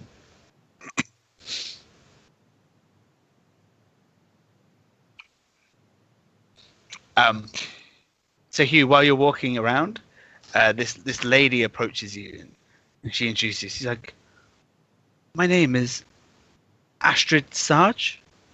It's a pleasure to meet you, sir." You as well, miss. And you are? Oh, I'm sorry. I'm Sir Hugh Blackdoll. Sir Hugh, you're a knight? I am. Oh, how fantastic. A knight of the Black Fist. A knight of Flan. Oh, a knight of Flan. I am a Molemaster. I'm a merchant. Oh. Then how is the season treating you? Well, yes, quite well, actually. Things are prospering in Molemaster. I'm sorry to hear that things aren't so easy in this city. Well, we've had good times and bad times. It's how things usually work, right? It used to be our great families of Mulmaster would come here to celebrate the Feast of the Moon with our friends in Flan. But now many of my colleagues decline the invitation and do not join. Oh, why is that? Let's just say some of them do not see Flan and the greatness it used to be. But I am very different. Well, I appreciate your honesty, and hopefully one day we can get back to the prestige and the standards that the Dalrun set for us. Am I right? Yes, of course, of course. Please, if you ever see yourself in Mulmaster, please come find me.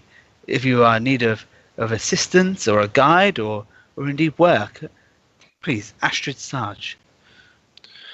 I'll do so, and it was a pleasure to meet you. She kind of walks away. More people start coming in now. Someone you recognize, Bill, Brandon Yee, a retainer to House Koval. You rescued him. He's kind of a finely dressed, short, blonde man, very kind of almost like nervous and twitchy looking. The Lord Sage of Flan, he is like a wizened old man. He's like a little Yoda. He's being helped in by two ladies. He has the big cane and he walks in, but he takes a place on the top table. Ishan Sorba, the master of the Carpenters Guild. Flippin' Iron Mitt, the master of the Iron Hands Guild. They all come in, and those masters all take their place on the top table. There is only one seat left on the top table now, with everybody else assembled. Flipping our seat. Should we be worried that we haven't seen Kira for a while? You tell me. Crest? I was Does that actually usually hoping happen? Well, I don't honestly know. I was hoping she'd be mingling around here somewhere, so I'm not quite sure where she hurried off to. Honestly, I probably would come back in before too long after that conversation. Yeah, it's been a good hour or so, hour and a half. I think we would be getting worried if she was Yeah, away yeah, for but- too long. So. Kira, you come back in, and now it's like super busy. Most of the seats are taken, but you managed to find your friends. They have saved you a seat at the table. I think she would. As she takes a couple of steps forward, she casts kind of disguise self on herself, and Okay. just to kind of like give the illusion of fully clean, made up appearance. Like Okay. her hair unusually braided instead of wild, covering up like in more ways than one. You guys see her, and you're like, "Ooh, wow, she's smartened herself up." How did you... Is this... How did you Well- pull that off? Well, I mean, it took an hour and a Not bad. half. Like, I have to admit, this Well, is... it looks really nice. Yeah. You are probably the most beautiful woman in this room. what's been going on? Just a bunch of pretentious white people coming in and sitting down and drinking. Being presented very royally. As you say that, a figure comes up behind Taplin, and he's like, "Hey, little brother!" Kind of gives him like a noogie on the back of his head. How's it going? He like massages his shoulders. That guy. Get What's the matter? Where were you What do you mean? when Mum was getting beaten up? I was at the house. What the fuck are you doing there? I was at the house of Father. We were getting ready for the party. You know she got punched in the face, I know. I've seen like a lot. I've seen her. She's down in the medical wing. She's fine. I look back and forth while they talk like I'm watching a tennis match. Where were you? I was there trying to help her. Yeah, you were. I know you were. Little reliable brother. And Sir Sten too, right? Yeah, Stem was there being a badass, as Sure. usual. So everything's fine. Don't worry about it. Have another drink. You got fat. What? got fat. What you been doing? What you been eating? What do you mean? Whoa, massive. Oh, you're always a kidder. Always a kidder. Introduce me to your friends. No, I stand go up away. and reach over and try to shake his hand first. Look, Hey! Preston. You must be the handsome, young, charming brother everyone's been talking about. This one is my favorite. What's your name? My name is Kraz Wowery. You must be the what? infamous Remy. That's right. What are you doing hanging around with this loser? Oh, you know, same old, same old. He's got money. I like to follow. Oh, I know it. I know it. You say, looks over to Sir Hugh. You're Sir Hugh Blackdoor, are you not? I am. Oh, the Black Fist's finest. Oh, not anymore. He just shakes your hand. I shake his hand because that's what you do with young lords, right? Thank you for your service. It's my pleasure, my lord. He turns to Jafraxin next. My lady. Hello? Extend a hand. Enchanté. Oh. Kisses a scaly dragon, probably mailed fist, armored hand. You are a fearsome sight to behold, my lady. Fearsome? Yes. Well, thank you. Surely that's the look you're going for. It was, yes. Well, it's working, darling. Keep at it. I certainly will. I wink at him.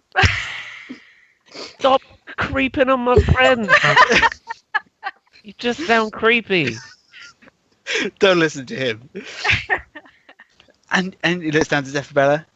And you, another of my brother's wonderful friends. I just scowl at him. Okay. Moves on to Kira. Oh, my goodness. What a beauty. Hi. And, I mean, you must be the Remy I've heard so much about and seen only once before in a vision of sorts. And how big is your magic hammer? It's quite large, if you know what I mean. I'll just have to take your word for it. Yes, I am. Remy Sokol, heir to the House Sokol. Air. Is there just the two of you then? You can't be that different in age. Alas, there were three. Our middle Remy, brother. don't you have, like, someone else's life to ruin? Why? I'm just Lots hanging of out with people here. all my new friends. Yeah, Smithy, don't be so rude. How You much older are you? So Taplin, how old are you? 37. Look it up. Bio. I'm 81. 31. 31? Yeah. Okay, so then Igan is probably like 33 and Remy is a very handsome 35. Sure.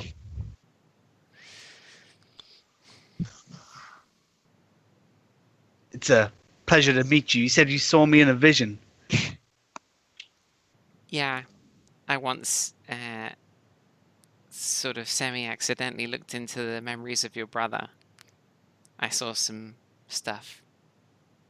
So it's good to, meet you in person. All What I she have to meant is she was walking down the street once and saw a big pile of shit, and then was like, He ignores that. there's Remy. All I have to say is that you are a vision. He strokes the side of your face. My God. Do I have to roll a Constitution saving throw? to get that? if you'd like. No, I would hold it in. I would give a shudder at that moment. Look, Remy, no one's kissing Dad's ass right now. Better get in there. Brother, a word. Come to me. No, you come to me. This one. You can come sit. I have a secret mission for you and your friends.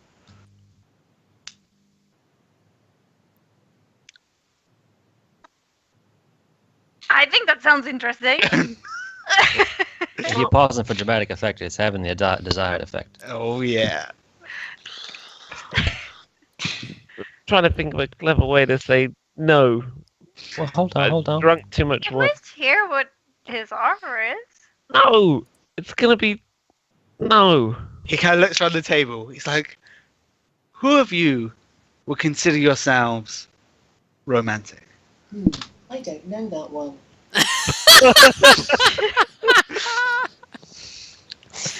I put up both my hands. Perfect. Sir You've Kraz, asked that question before. you're a romantic soul. I like to think so. Anyone else? My Lady Dragonborn. Not really. Sir Hugh, you are old in years. You must know romance. No, my lord, I don't. And you, the scowling one, surely a romantic at heart, beneath that tough exterior. I scowl even harder. My Lady Elf, romance is at the soul of all elves, surely. That is true. My mother taught me few things, but that might be one of them. She was And this a one. bard. Oh, fantastic. And this one, Taplin. I know he's romantic. All the ladies love Taplin. So cool. Isn't that right, brother? Yep. Everyone just wants to tap that ass. Now come. Kira, don't encourage him. I have a secret mission. The lady Fatima Janask. She is my soul, my heart, my everything. I love her. But I fear she does not love me back. Please. What's She your is over point? at the other table. Perhaps wander over there, engage her in a normal conversation, and perhaps slip in about how great old Remy is. Hmm? I would be honored to do this for you. No. There you go. This is brother to brother. Let me do you this favor. We can all surely the more votes for Remy, the better. I vote for Remy. Thank you, sir. Let me do this for you. I tell you what, if you do this for me, I'll get the finest whiskey in the castle. 2 bottles on your table. Whiskey first. 1 bottle of whiskey first, 2 more bottles after. I like that deal. Worth it. Come. Got a deal. 7. Man 7. Here. And the guy has already got the bottle of whiskey ready. He's like, places it on and it's a very fine bottle of whiskey. With some small tumbler glasses, he places it around. This is what I have been waiting for all day. Finer than a lot of you guys have ever seen. I have been drinking water all day in anticipation of sampling something truly fantastic, and now this is it. I pour myself a glass. Is it good? It is the best. Oh. Smooth, just great. Oh yeah. So you'll go talk to her? I'll go right now. I scooch off my chair. Who else go? We'll go together. Yeah, you two want to go? What And was I'll stay. What was her name again? I'll stay and entertain your friends. Fatima. My name is Fatima. Fatima Janais. Come on. You two step up, and Remy scooches in, make sure he's next to Kira.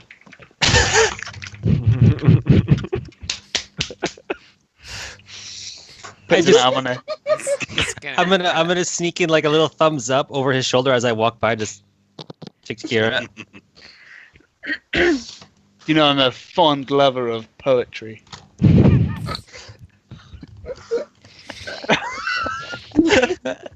Is that right? Have you prepared something for just such an occasion? I'm a listener, darling.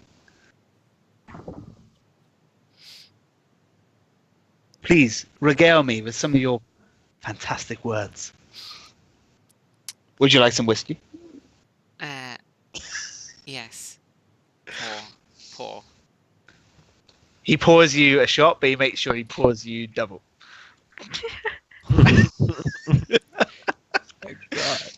Okay, Kraz and Taplin. Right. As we're walking over, I say, Kraz, I'm gonna tap that ass. Don't ruin this for me. Smithy, I cannot in good conscience go against a word. How about we do this? How about the better man win? All right, deal. And I just kneecap him and walk. What? What you do? Punch him in the kneecap? yeah. Try and give him a dead leg. Just granddaddy. Is this a roll to hit or what? Yeah. Give me a Taplin, give me a Unarmed. strength check. And Kraz, give me the two weakest members of the party. Give me a constitution check to see if you can withstand it. 5. Oh wait, I rolled a save. Eight. Okay, well, Doesn't matter. doesn't matter, right? So he tries to dead leg you, but it stings a little bit, but you're fine and you're walking at normal speed. He kind of like he tries to do it and then like run ahead, but you can easily keep up. That's fine. I take the opportunity. You approach the Janask table together. So there are several people here. So there are Hadir Janask, his niece Fatima Janask, and then his daughter Nida Janask. Taplin, you recognise all of them. Kraz, you've been paying attention, so you know him. They also have several kind of like friends, and they have kind of like retainers and that kind of thing around their table, and they're all tucking into food and getting quite drunk as well. Who's sat next to Fatima? Nida. And on the other side? It's an empty chair. I sit down. Initiative I check. sit down more. Actually, you know what? I'm going to stop before the chair and just sort of pull it out for Smithy. Okay, you do that. I'll sit on You it. sit down. Yeah. I just said next to Smithy. So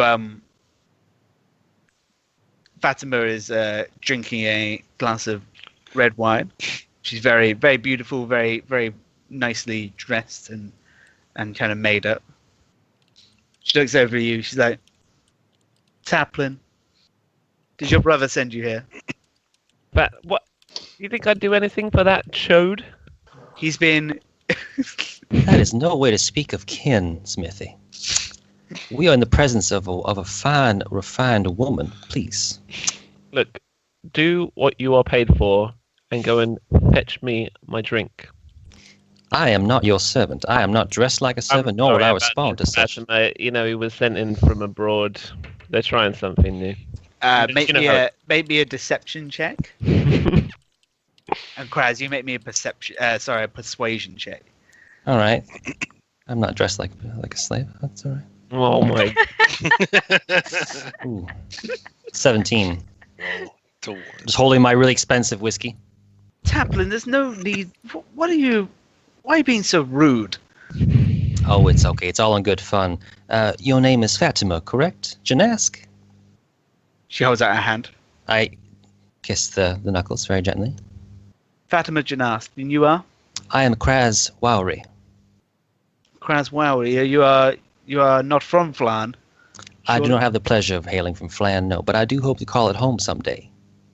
Kraz is come here to tell you how great Remy is, how amazing he is.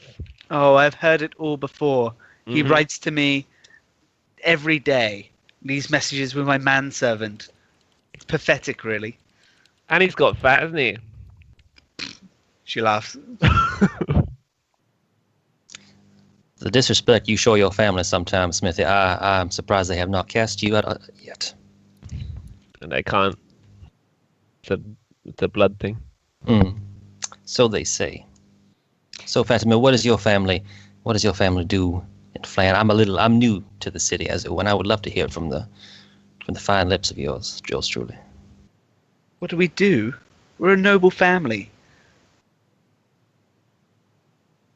Would you care to regale me in some history of the Hadir family?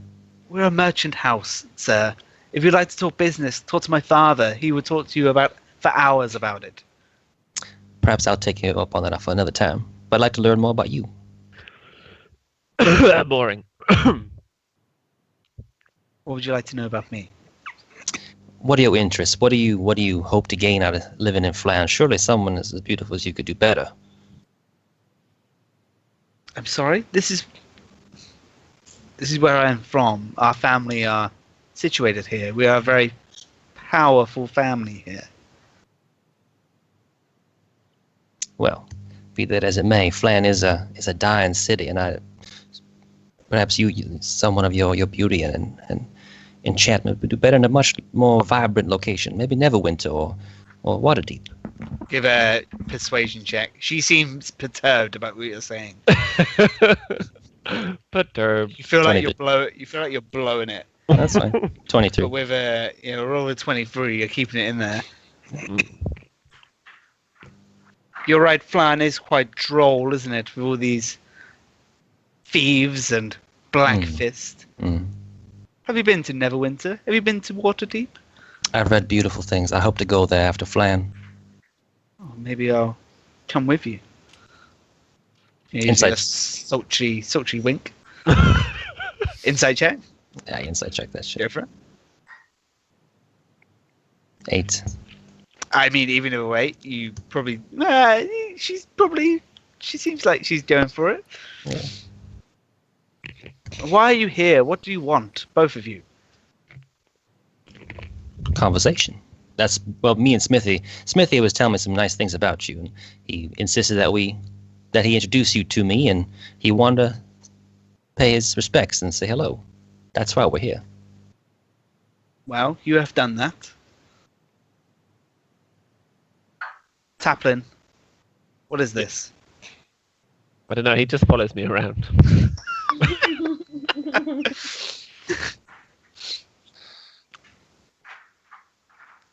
It's boring in here. I'm bored of you both. I was just thinking the same. Do you want to go for a smoke? Sorry? Want to go for a smoke? Persuasion check. Look, the 1400s, like, sure. They smoked back then. Yeah.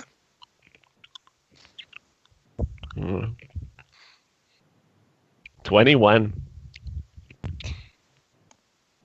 Nida, darling, I'm going to smoke with this one. I'll be back in 5. And she accompanies you outside, I guess?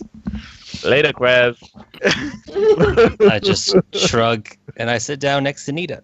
Fine, and you can make pleasant conversation with these guys. They are interesting people, and people obviously from elsewhere, not the usual stock of Flan. They are probably foreigners from somewhere, but you are not entirely sure where, having never really been too far from Flan yourself.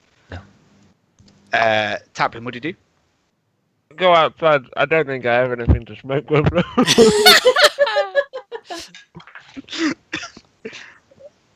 Okay. Meanwhile, Remy's back at the table. And so, my love, a poem, a jape, a joke, a story, a song. I place my hand on his cheek and I say, He's super into that. Like, as soon Oh as my god. As soon as you, he's like, oh yeah. I'm like, You have his undivided attention. Remy's so charmingly slick, with a wit so incredibly quick. Worth a king's ransom, he's ruggedly handsome. It's a shame he has such a small hammer.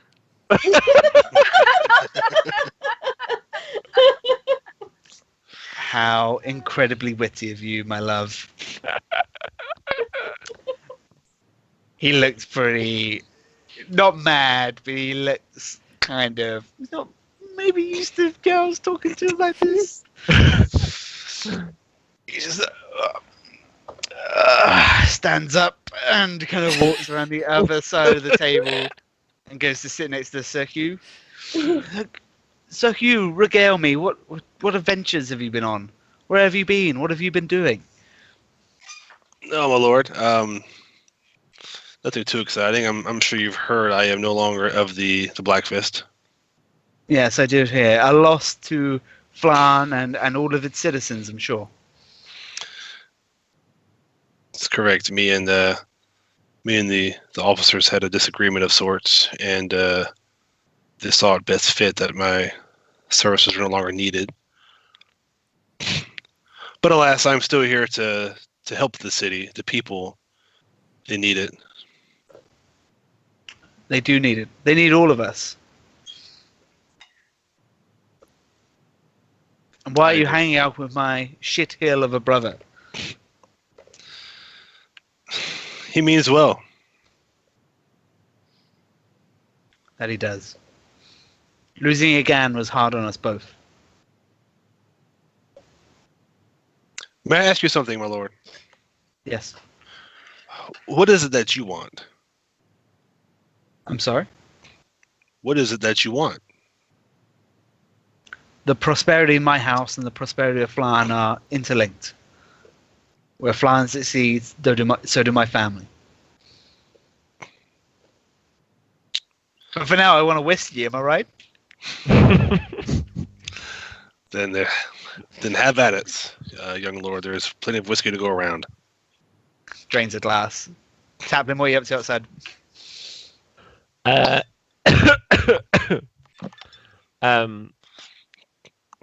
Fortunately, I don't have any spell slots left because I did momentarily consider casting Charm Person to try and sleep with her. Whoa! Wow. That is beyond Escalating quickly. I feel code like of conduct of this. only momentarily considered. There goes it. the R rating.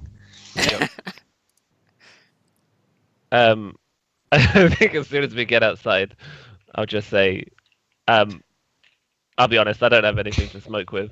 Taplin? Yeah, I know. I just, I just wanted to get back at Remy. So do you want to, woohoo? You're disgusting. It What? always works. Come on.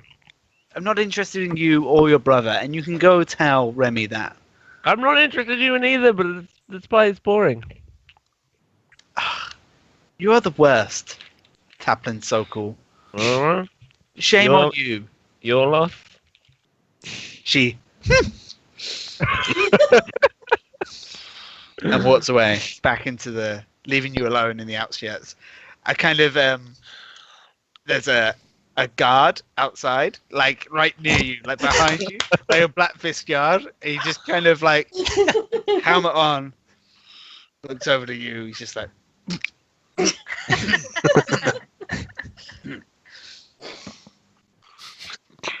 Goes back to his position. As if you could have done better. I'm a lord. Just you wait. Okay, head back inside. I feel like I wait a good 10 minutes, just to sell it, Sure. and then head back inside. Hey, head back inside. I'm just sitting next to Nita having conversation. Yeah, absolutely. And it's wonderful. She's a nice person. She is the niece of Lord Janask, his brother's daughter. She's a nice person. You get back to the table, and Remy sees you coming, and he's like, "Brother, how did it go? Yeah, good. Is my love?"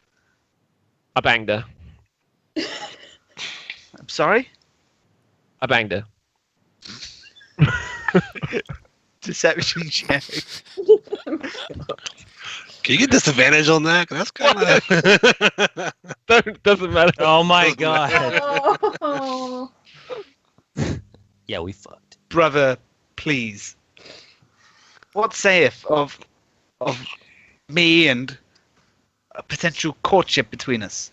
Yeah, it's not happening. She's not into you. What do you mean? She's not into you. She thinks What's you're annoying, probably because of your stupid hair and your fat belly. She didn't say that. That's you. She didn't say it. She implied it. Well, she did say it was like, oh, I wish he had a lovely beard like yours. Make another deception check.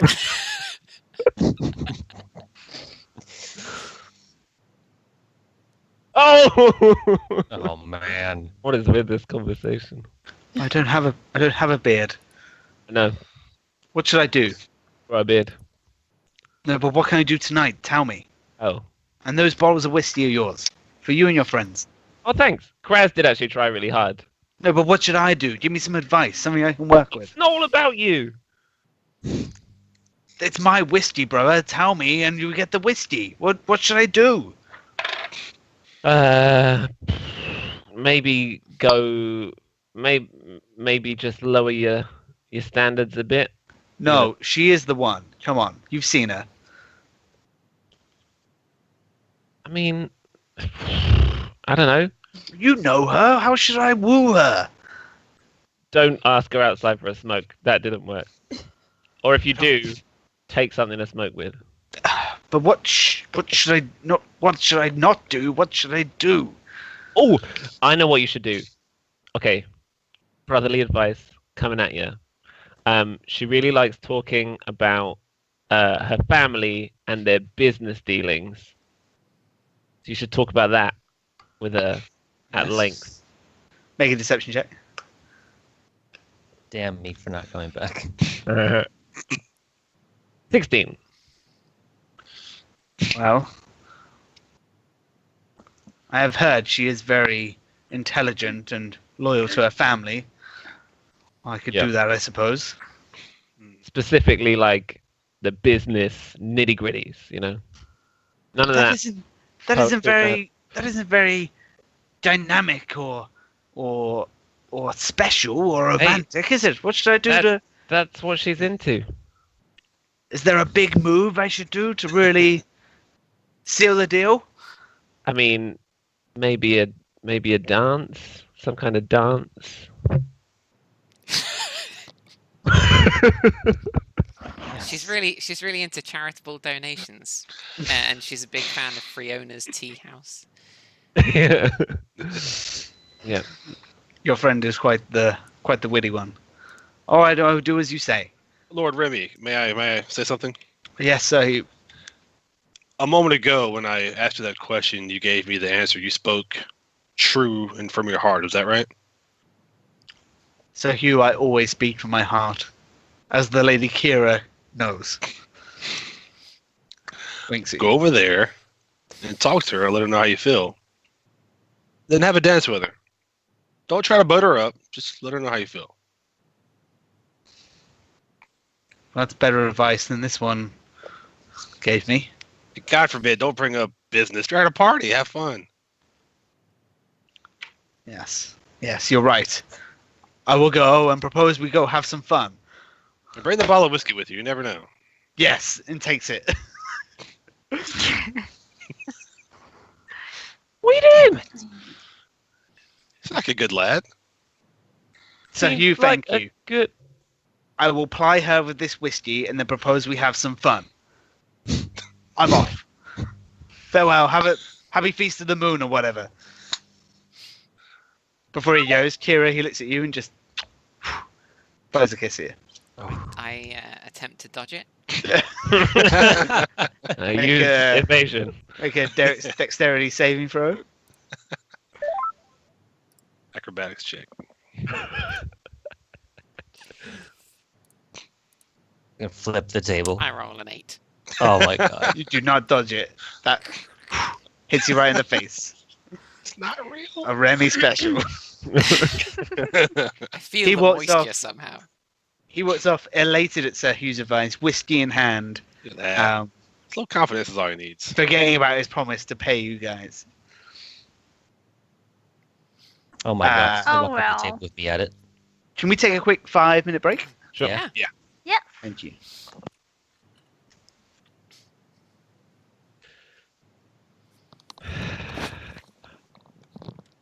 This fucking Sahugh, man. To be Someone- fair, I would have done the same thing.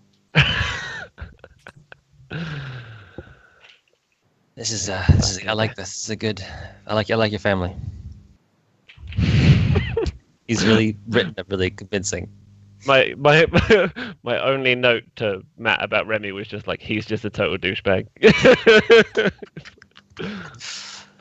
Yeah, it shows. It shows. And I need to make tea.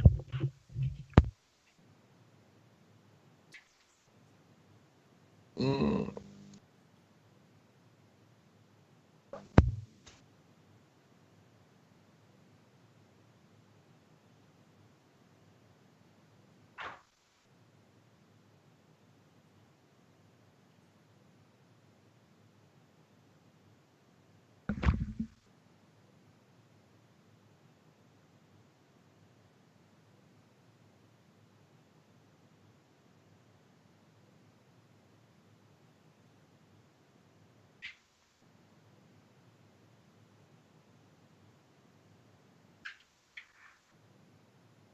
Klovgjørson? Hva er Klovgjørson? Ja, jeg slutter å røyte da.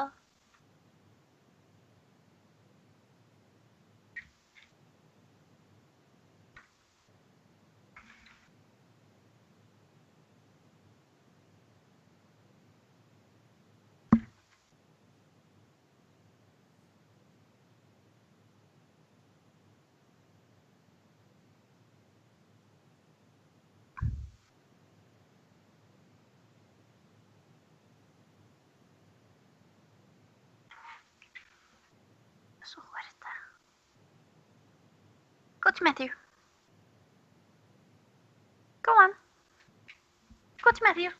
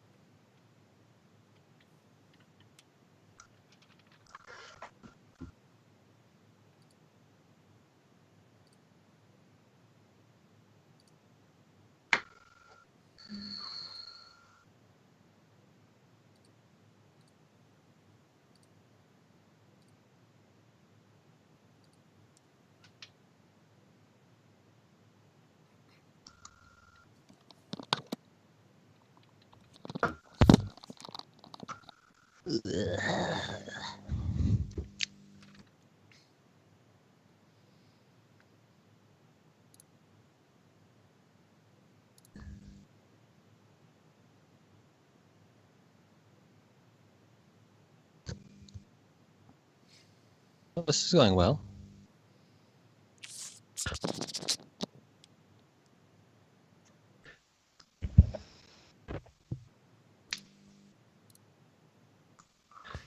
I can't believe that Taplin wasn't there for Kira's diss of Remy.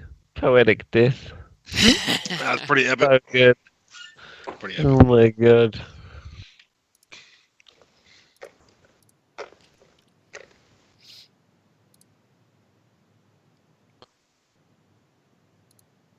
This music's a bit intense. I'm It's not pretty sure. hard to find ballroom music on this that's not from Final Fantasy. I'm not hearing Oh, any this is music, oddly. Yeah, it's That quite was good. quiet for me as well. Let me check my volume mixer. This is Final Fantasy. No. Yeah, it is. This is Final Fantasy 8. Oh, I didn't It's a play that one. cutscene when Squall meets that girl, right? Yeah. Shit game. What? Yeah, it wasn't. Yeah, it wasn't best. It was Final No, Fantasy. come on. top 10 Final Fantasy for sure. Oh, it definitely sounds like Final Fantasy. I can hear it. It's Final Fantasy 8. Shit, that's Oh, bad. it's good.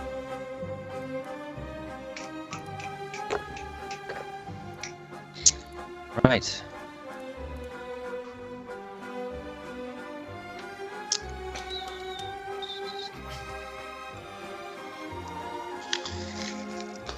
So,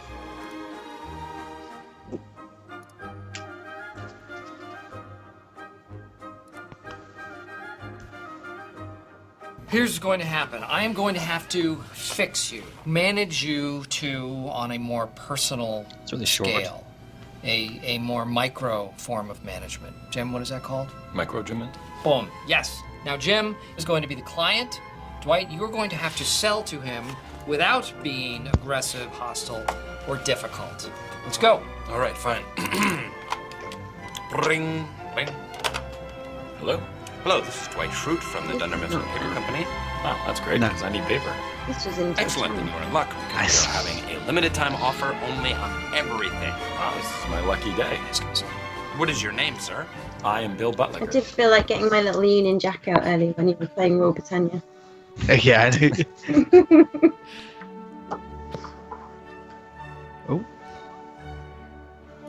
Really, that's your real name? How dare you? It's a My melody. family built this country, by the way. Okay, you ready? Respectful, Yes. Dwight, please. Oh, yes, Mhm. Michael. Could you hold on Okay. one second? That's my other Up one. next, so No, but I... kind of food starts coming out. So we've got the main course coming out. It's big kind of like game birds, like pheasants on the table, cooked really nicely with stuffing and vegetables, and you just kind of can it's all sliced and you kind of help yourselves, and it's all delicious. I don't eat any of it. During the main course, you don't eat any of it. I ate nothing. Don't eat any of it. No worries. So then,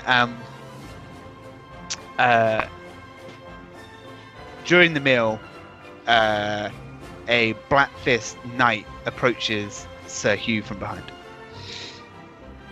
I nod to Sir Hugh, like to behind you. Yes. You see, okay, I can't deal with this music if it changes all the time. The shift Final Fantasy. change. Yeah, Yeah. it's not like figure skating things. Okay. So Hugh, you see Knight Sergeant Aelid Burrell. She is someone known to you. She's been with the Black Fist a long time. She is a very dedicated, reliable knight, and you are quite fond of her. She is tall, athletic build, short cut, trimmed like buzz cut, blonde hair, with a big scar across the side of her face. What's her name again? Smudge, I'm sorry. Aelid Burrow. Burrell. It's Aleyd. Aelid.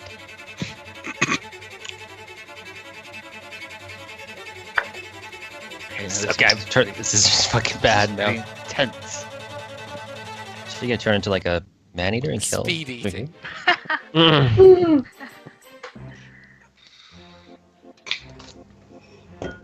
So Hugh, Knight Burrow, how are you? I'm well, and you?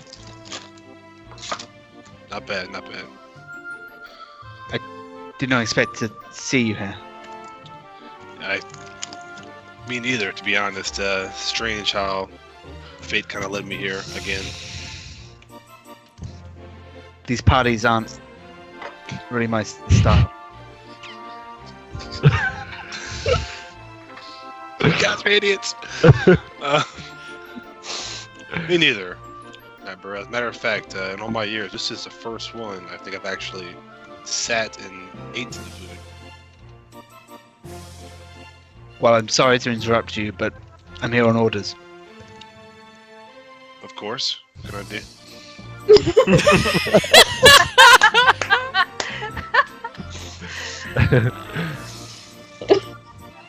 You've been summoned upstairs. Upstairs to... The Lord Regent's Tower. Okay, I understand. Now? Come with me. All of us? No. He's not an all of us kind of guy. You don't I'll want return. us to come with you? I'll return shortly. Okay. So she leads you straight for the center of the hall. Okay. Up to the top table, you walk past kind of the distinguished guests. They're all kind of eating, enjoying their meals, and then out through a side door, upstairs, up maybe 3-4 flights of stairs, and Okay, yep. then onto the same floor that the Lord Regent's offices. Okay, the guards outside again, as usual. 2 bodyguards outside the front door. Yep. And Night Sergeant A-Lead just go straight in. Do you want to say anything to her on your way up? No. Okay, you ascend in silence. She didn't say anything to you either.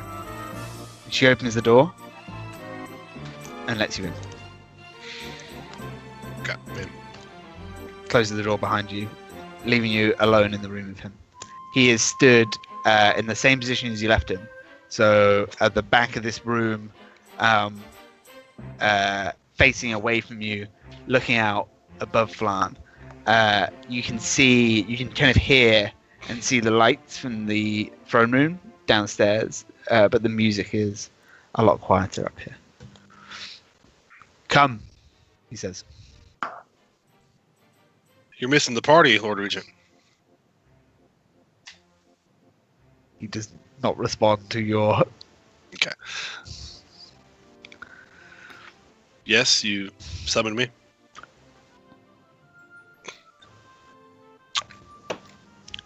Come join me by the window.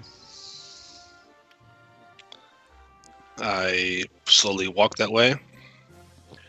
You're not going to throw me out the window, are you?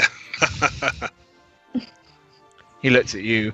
He's a tall, gruff-looking man, battle-scarred, humorless. Yeah, I know. That's why I'm making the jokes. I get beside him on the window. What do you see, Sir Hugh? You're looking out across Flam. A struggling city. You know this. Yes, that's what I see also. But I Why also you hit- see Sorry, Karen. You didn't say I also see people that need to be led and want to be led.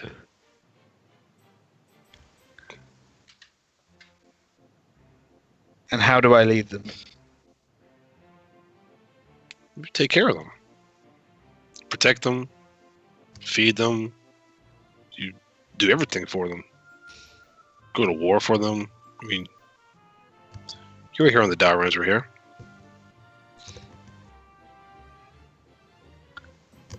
And do you think I've been doing otherwise since Anavar died? You? No. I think... Not that it matters what I think, but...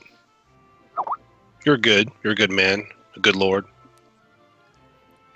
But the way we go about things... I mean, in the city square, we're cutting people open, and the townspeople, we look at them as if they're peasants or common folk when that's the people of Flan we're talking about. We're here to protect them, not murder them or beat them or whatever it is we do. Do you see an alternative? Of course, there's always choice. I thought I saw an alternative, but now I'm not so sure. May I ask what you thought the alternative was? No. That's fair enough. Why are you here? Believe it or not, I'm here with companions. May I say, I don't even, maybe friends. I don't know. Taplin people. Sokol, a dragonborn, a halfling, an elf. And what I'm told is a creepy kobold. Yeah, I'm not sure what he is either. You're strange bedfellows, Sir Hugh. Oh, they're good at heart. Or at least seems that way. And you're at the killings today? Unfortunately, yes. I was present for the killings, but it's not what I wanted and what should have happened. This city is at war with itself. If I do not prepare for war, then the other side will win. May I ask what would happen if the other side won?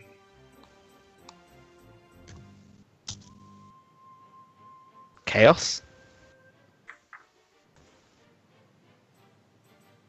Maybe.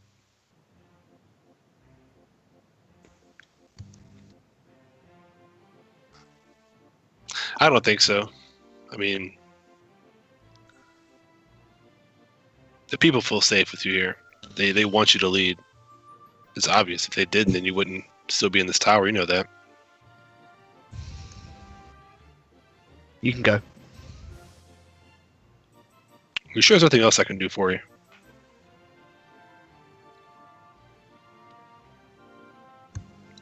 He didn't say anything, he just looks out across the farm. Have a good night, Lord Regent, and if Flynn needs anything, I'm always here. And I walk out the door. Before you leave, he says, Sir Hugh? Yes. He turns around, looks at you, kind of silhouetted against the kind of moonlight. Did you kill Anavar? No, I did not.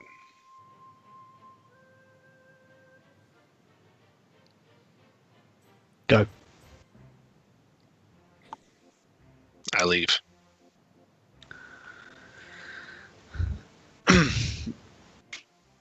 Night Sergeant, and she kind of passes you on the kind of landing above his tower. She runs in. He kind of whispers. You can kind of see in the background. If you look back, he has a quick word with her.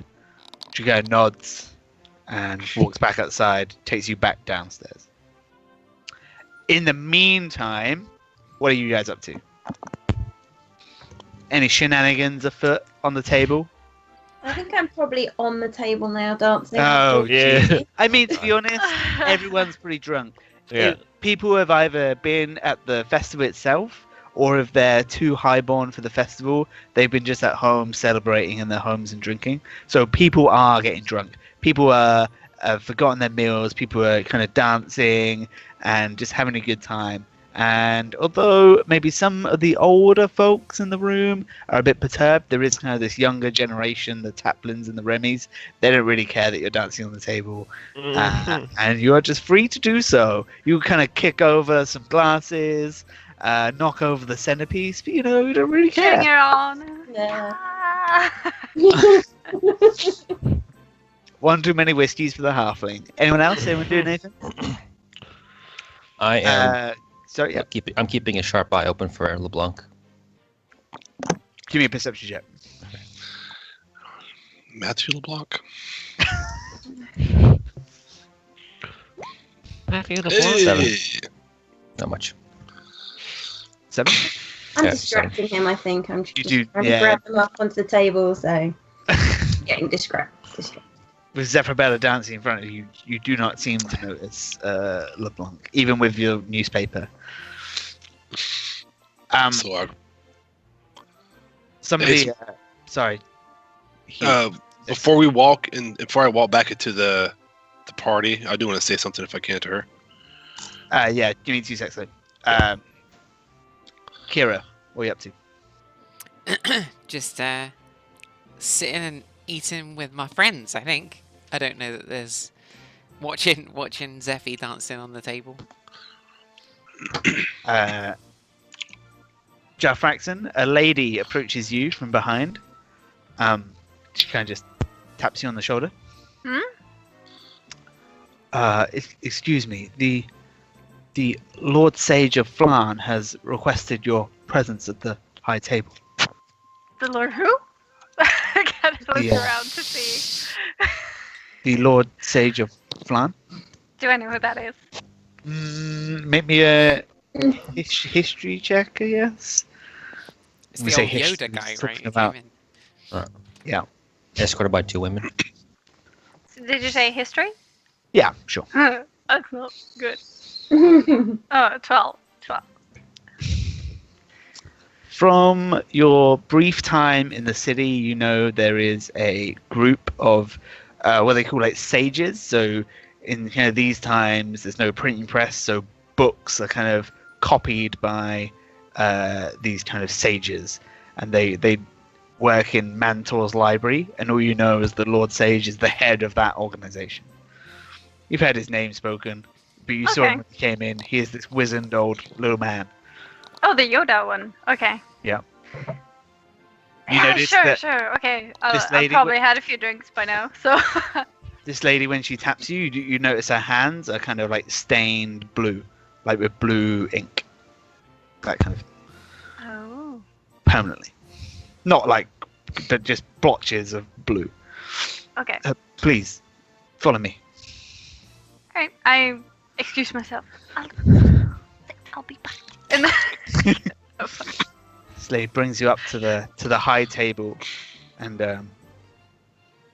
as you walk up, she says, "Your name is?"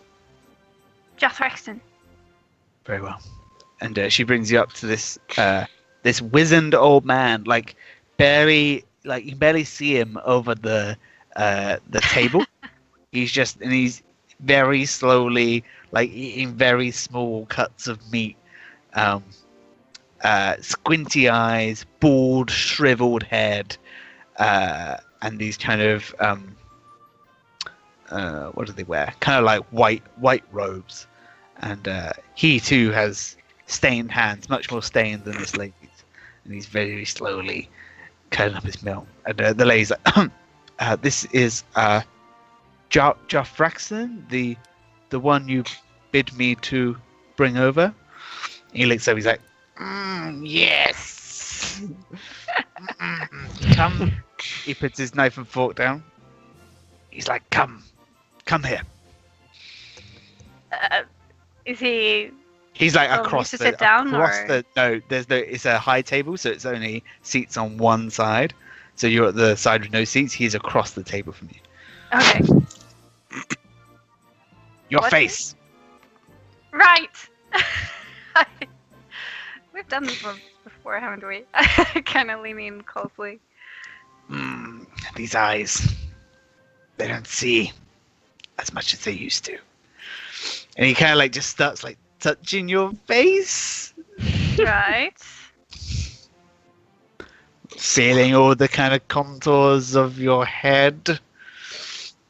It's kind of weird, but kind of nice. He's got like these shriveled old man hands. Oh god. Did someone else tell you that there was a dragonborn in the hall here, or? You are a dragonborn. Yes. Is that a problem?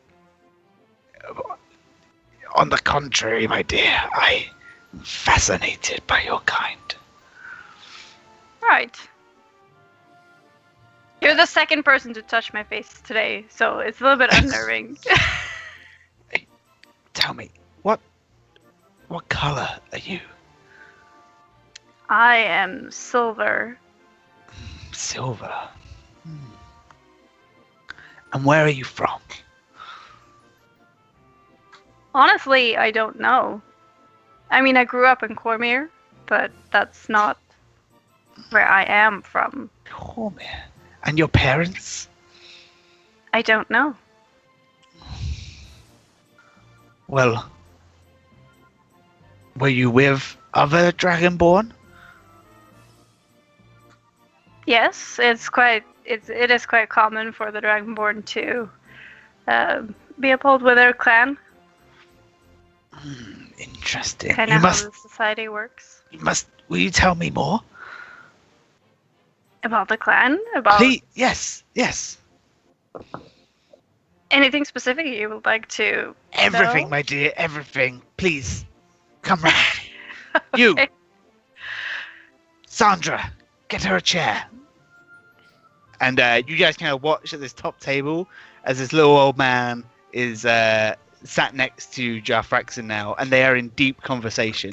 And Jarfraxon, he asked you everything about what the clan was like, kind of what kind of the structure was, what the family was like, that kind of thing. And you can be as open or as close with him as you like, but he is just fascinated by you, and he wants to know everything about you and your people. Right. So I probably don't go into detail about specific people, Okay. but just what it was like and. I want to know about the culture and all that kind of stuff. Oh yeah. Well, Do you talk it's not about like your? it's a secret or anything. So yeah. Do you talk about your yeah. religion? A little bit. Sure. Yeah. He's fascinated by that as well. Yeah. Okay, and you talk for a while, and like servants bring over plates of food, and you spend the kind of bit of more of the evening up on the top table. Nice. People are interested. People are fascinated. They're looking at you like, "What's going on?" But this man, he's very kind. He's very interested. He's a doddering old man. I think it's nice that someone would take a little time to actually ask me stuff like that, because no one has done that in Flan. Mm-hmm. So I'm happy to tell him about my story.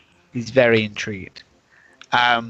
While you're at the top table, you notice that Ailid Burrell, the guard. Oh, sorry, Bill. So Hugh, we can do your bit now. Oh, okay. I just want to get right to the before we go to the main interest of the party, I guess, and with some sort of privacy, I guess. It's just me and Knight Burrow. That's all it is, right? Mm-hmm. Knight Burrow, I have a request for you. Yes, sir. Hugh. First, I must ask you. For one, I've heard so much about you over the years that you are a true knight, and what I ask of you only stays between me and you. Can you promise me that? As you wish. Can I insight check that? 'Cause I'm Sure. just very nonchalant. She strikes you as being very kind of closed off. Hard to judge.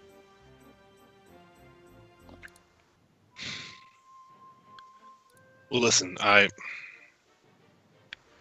need you to give something to the Lord Regent. Could you do that for me? As you wish. And it's for his islands only, no one else. I mean, not even Knight Commander. Just head straight to him, please. I understand. Okay. I want to hinder that the letter I got, or my one-off a long time ago. Yeah. Which one? Only one I got. I can. It's my inventory. Fine. I don't know if you can see it or not. But either way, if not, I can type it to you. As much one or the other. It's okay. I know the one. Please let the Lord Regent know that I'm someone that he can trust if he needs help with anything, and that he needs to read this immediately. I will give it to him. I understand your perhaps hesitation of giving it to anybody else. Appreciate that. Okay. There's also one more thing I want for you to tell them for me. Yes. And Smudge, I want to type that to you if I can. Okay, no problem. Okay, I'll do that. I'll do that when we go out here. So, I'll do it right now. Hold on. Sure. Well, he's typing. Then I can ask him questions. Yeah. On the main podium where all the big wigs are sitting. Yeah. Who are the Black Fist representatives on that table? There are none. It's just the royals and So there's Lord Sokol, Lord Janas, Lord Koval, the 4 heads of the guilds, the Lord Sage of Flan, and Doomguide Yavor. There are no other military people up there. No, there's no. But there is one. So there are 2 free chairs in the very middle. There is the large throne, and then there is 1 free chair to the right-hand side of it. Okay, so but those chairs, the long table is basically pushed up so that whoever sits in that big chair is still at the table. I think in this case it's back. I mean, okay, but are there 2 empty seats then there? Sorry, so then technically there's 1 free chair at the table, and then the throne, which is way further back from the table. Right. Okay, so there's 1 empty chair. Yeah. And no one has sat down in that all night. No. But is there cutlery and mugs? Oh, it's just empty but sitting there. Yes. Okay, I'm gonna leave the table at some point while this long night goes out. Okay. And cast.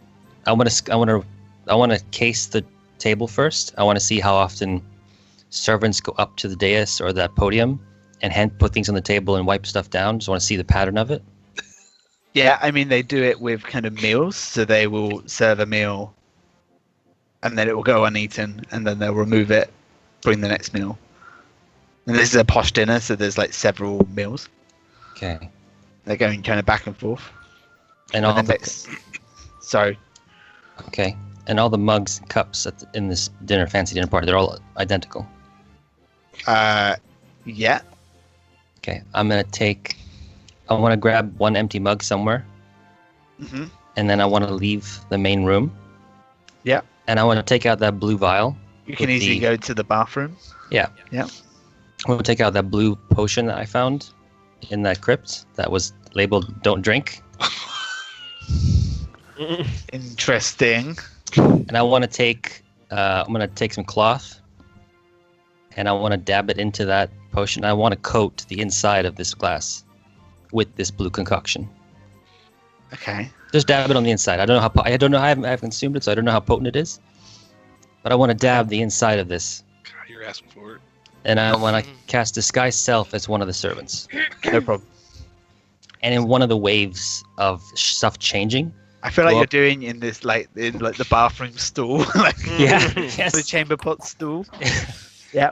And during the wave of all the servants going up there and changing and moving cups and stuff like that, I want to swap out the cup at that empty seat with the one I coated with the blue potion. Yeah, it's like a wine glass. Yeah. And then just follow the servants to the point where I can kind of break off and come back as Kraz. I tell you what, so there's a couple of choices. So I would say there are probably a couple of wine glasses that are glass and see-through, but also maybe there's like a tankard at every table. Yeah, sure, why not? It's like medieval times, so there's like lots of mead and ale. So there's a tankard at every table as well, which is then a solid.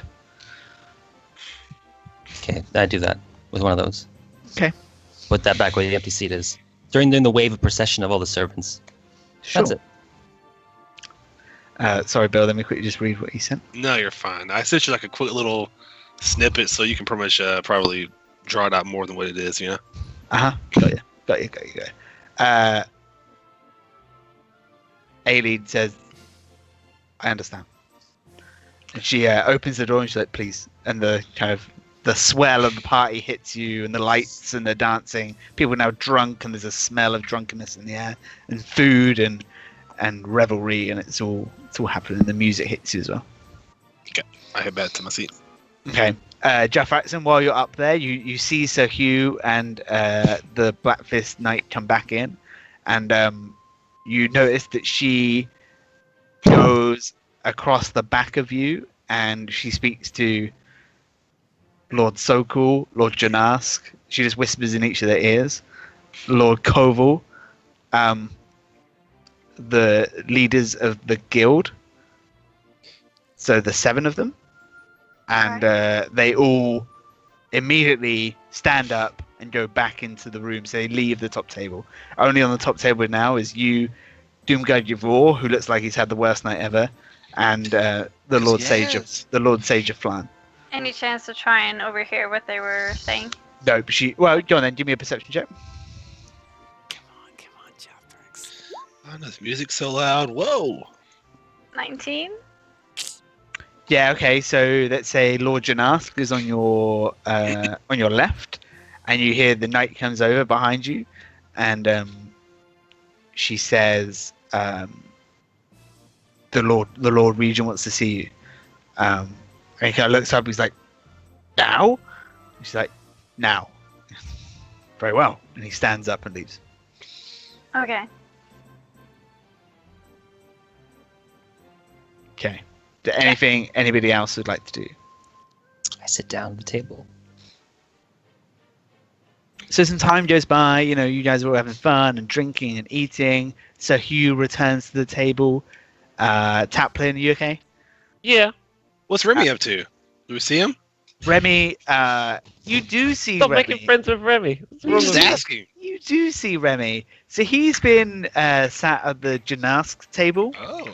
And, Are they looking friendly? Yeah, they're looking friendly. And in fact, during kind of like in between the main course and dessert, they start dancing a bit. And if you guys are interested and you're watching, they're doing a little bit of like close, very friendly dancing. Like grinding. Well, they're kind of Like an intimate, like they're maybe a little bit intimate. They're drawing some stares, and you guys definitely notice haven't seen Remy. He's got the bottle of whiskey in one hand as well. Of course. He leans in, whispers something in her ear, and she like looks back, offended. Bam! Slaps in front of everybody. Sounds And about for a minute, the band they stop, and everyone kind of like looks, and then she looks at her hand, slaps him again, picks up a glass of wine, throws it on him, and storms out. And then he just soaked in wine. Now, he looks super embarrassed, and he hurries out after her. Well, at least the young lad went for it. Yeah, as he goes, I just see if I can give him the thumbs up.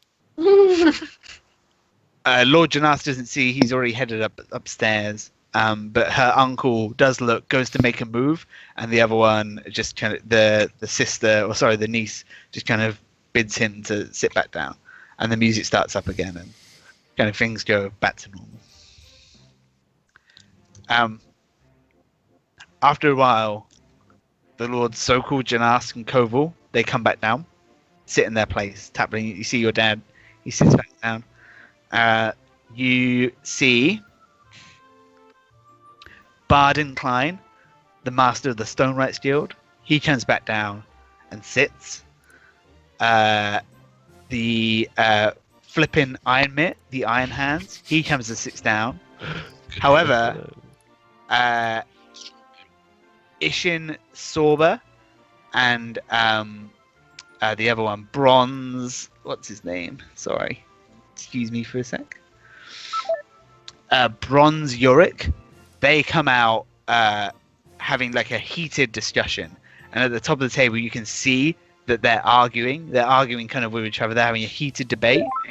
And they both kind of storm out of the room, looking very upset, very perturbed, red-faced. They do not return to the table. And they just storm out of the throne room. And do not come back. And then for a while,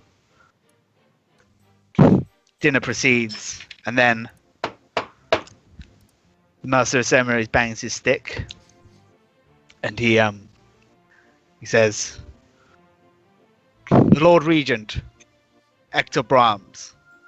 And the kind of music cuts out as Hector Brahms steps in. And most of you guys haven't seen him before. He is a huge guy. He wears this full plate, black plate mail with these kind of runes etched in on them that kind of faintly sometimes glow kind of a dark blue.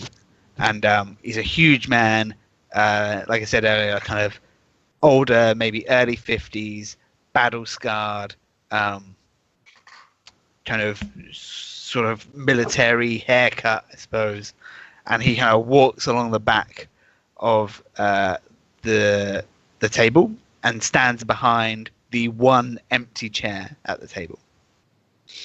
And everyone kind of goes quiet. And he says,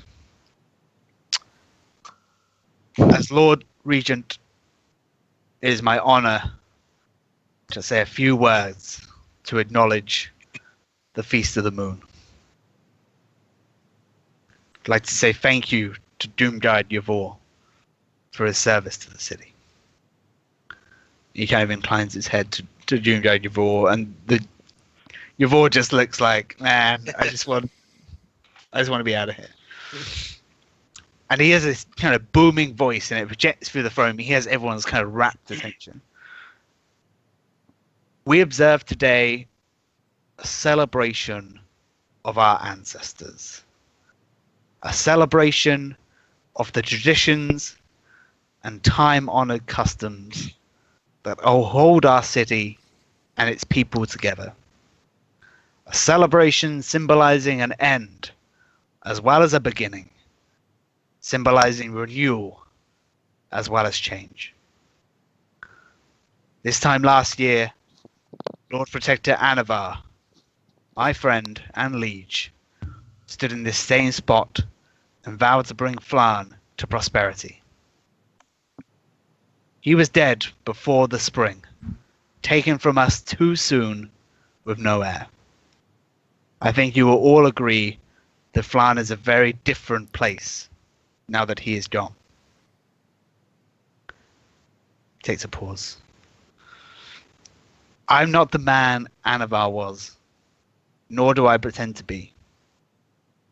Mine is a humbler name, a life lived in service rather than in rule. But I come to you today to make the same vow. I will return Flan to prosperity.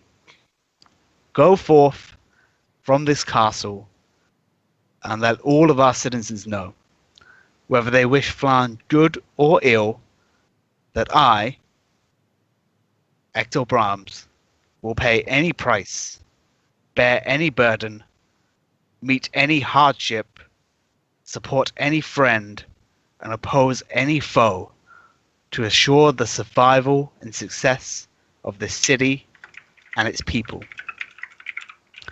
One of the first acts of my regency was to declare martial law. I did not do this to exert control, but to enable me to properly protect the city and those that live here, sometimes from themselves. Before I brought this law into effect, I met in secret with the Lords Sokol, Koval, and Janask, and the heads of the guilds, and pledged to them that this period of martial law would be short. I pledged that when we came out on the other side, I would re-establish a Council of 8 and redistribute power away from the military and back to the hands of the people. I woke up with the hope this morning to honor that pledge I made so many months ago. But today, on our holiest of days, our city came under attack again. Our ancestors were attacked. Our traditions were attacked. The very fabric of our city was attacked. I can only apologize to the Lord Sokol for what befell his wife in Podal Plaza. The attack on Lady Sokol was an attack on Flan, an attack on all of us.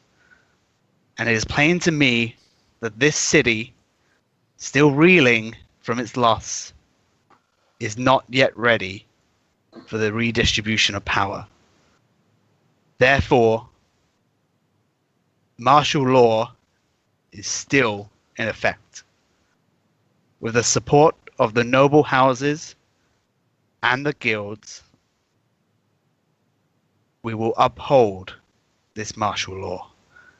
New funding, generously donated by the city's finest, will enable my Black Fist to take the fight to our enemies. We will root out the welcomers. We will find them in their homes, and we will string them up so they can no longer hurt our city and our people. And when this is done, I pledge to you that I will return the power that has fallen into my lap. Please, the chalice. And he beckons one of the serving girls, who brings up the kind of the chalice that they were bringing in the procession. And everyone, give me a perception check.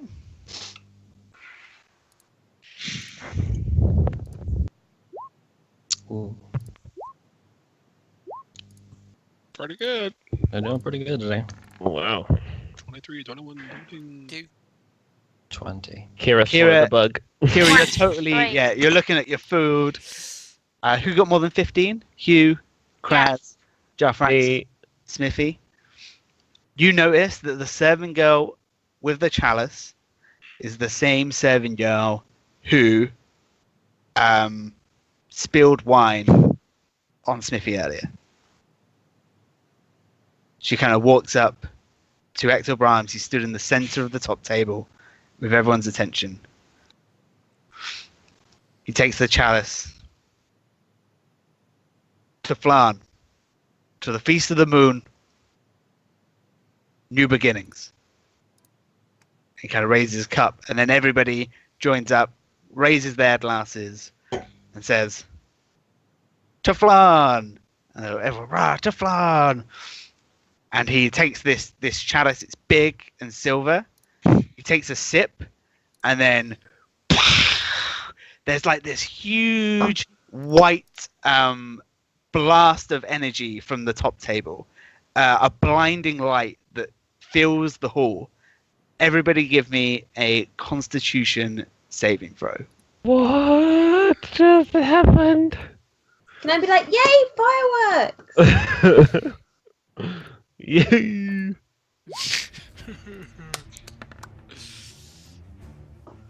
13. What is happening? 12. Kira, you're blind. No. Sorry, so Jarfraxon, Kraz, Kira, you're all blind.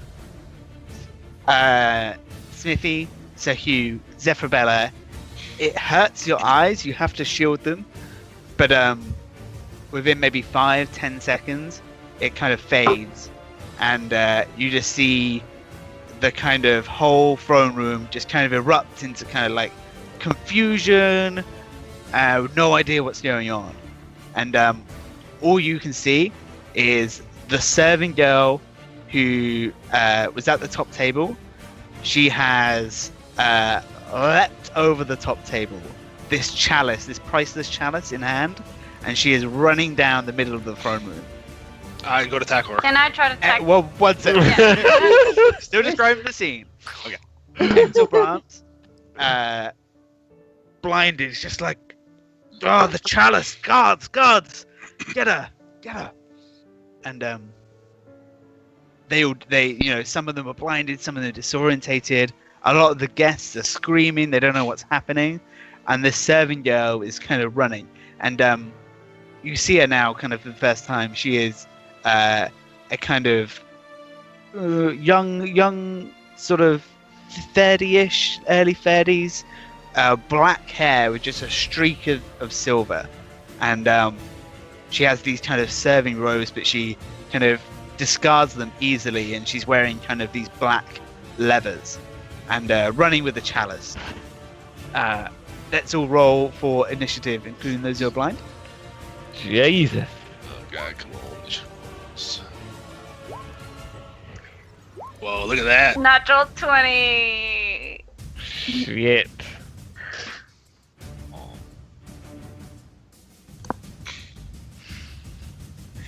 Bear with me 2 seconds.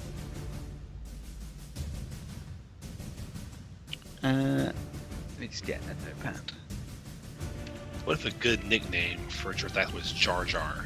Oh, Oh no. no! Yeah, no. Because Drathax was too long. I mean, I need something short. It's not gonna be Jar Jar. Okay, give me something better and I'm down with it. But until then, Braxy. okay, I'm okay with that. It's a lot better. Raxy. Rax. Zephy 18. Rax is one syllable. I'm going with that. To Hugh 11. Unfortunately. Sniffy an 8. Kraz? 13.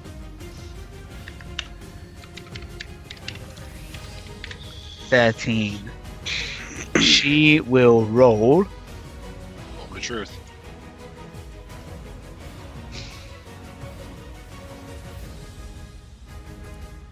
Um.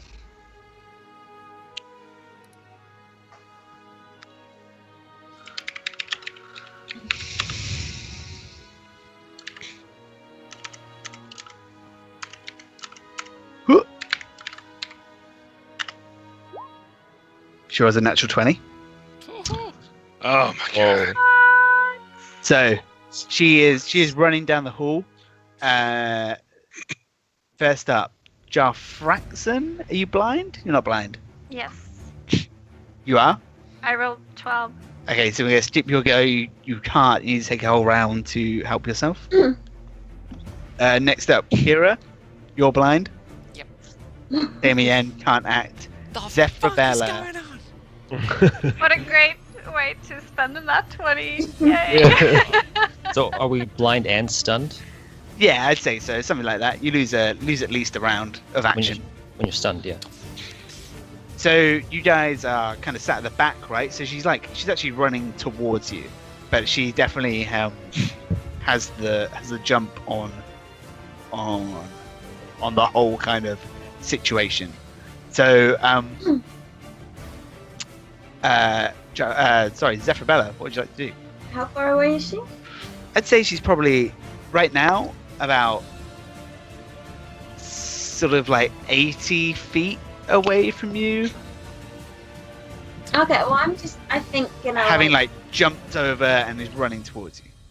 Okay, I'm gonna jump off the table and just like dash in the like her trajectory. I want to kind of like run in a way that will kind of cut her off. Okay, sure. Give me a dexterity check to jump off the table. Sorry, an acrobatics check. Would you describe yourself as drunk? Oh yeah, absolutely. Disadvantage then, please. Is that acrobatics? Yeah.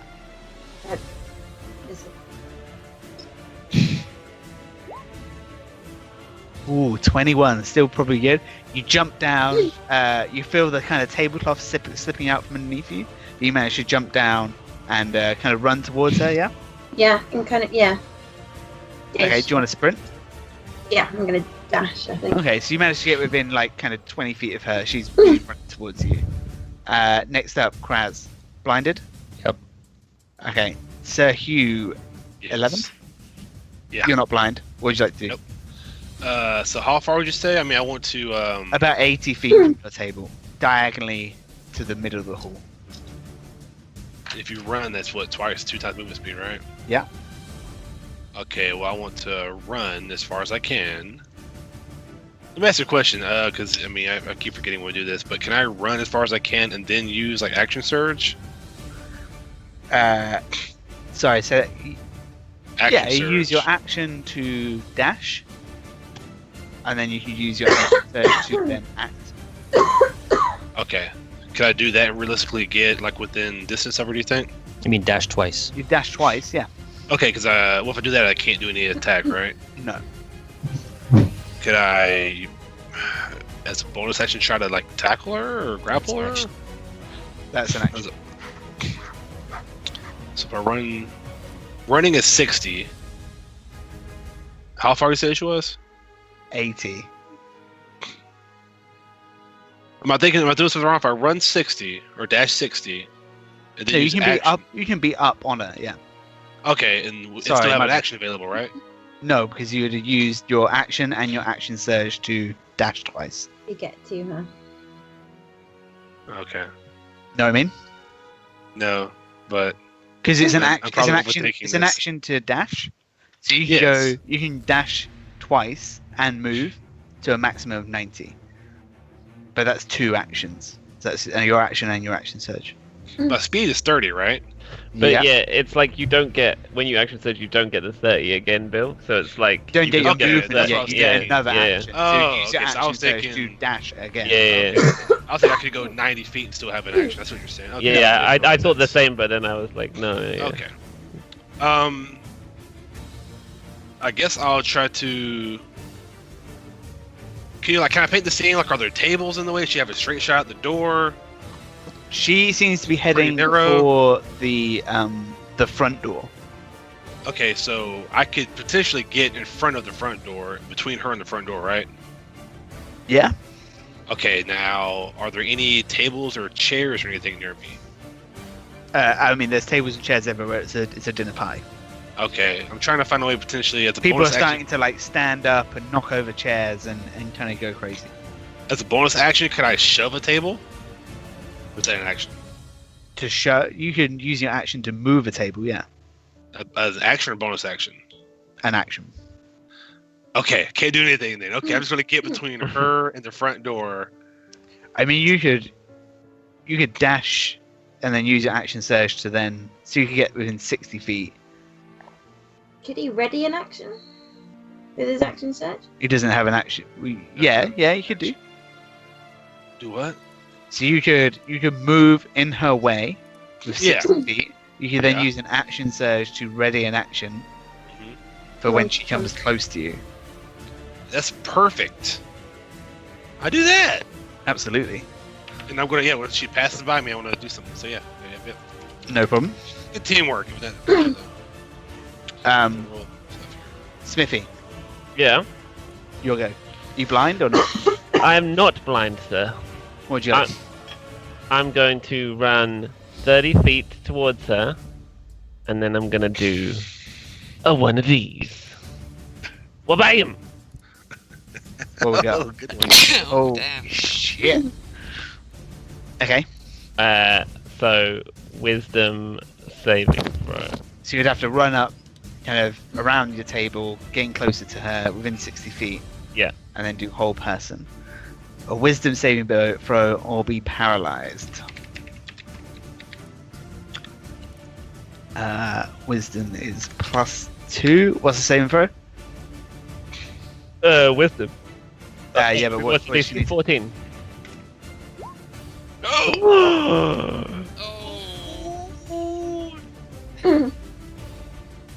What a player! What a player! She's going to use lucky. What? Oh. Shove your luck up your fucking ass. She has 3 of them. I'm not worried. Should we use one of these points? Okay. Oh. Done. Can she do it again? No. When she makes an attack roll, ability check, and saving throw, you should be one of these points. Yeah, okay, fine. So you kind of run up and just, and she's running with the chalice in hand. And she just, I kind of want, so like as she's running, and like her shadow is like, obviously running as well, and then her shadow like creeps up her back. oh jeez, Yeah. creepy, and just like grabs her, Yeah. Nice. and she is held. It's her go. Choose a humanoid. At the end of each of its turns, she can make another wisdom saving throw to get out of it. So we go back to the top, and it's her go. What was the DC? 14? Oh, Funny. Oh my god! funny. But that's at the end of her turn, Yeah. so she is still in So place. for a turn. Still in the middle of the hall. Jar Fraxon. Make me a Probably Constitution saving throw, please. Save, yes.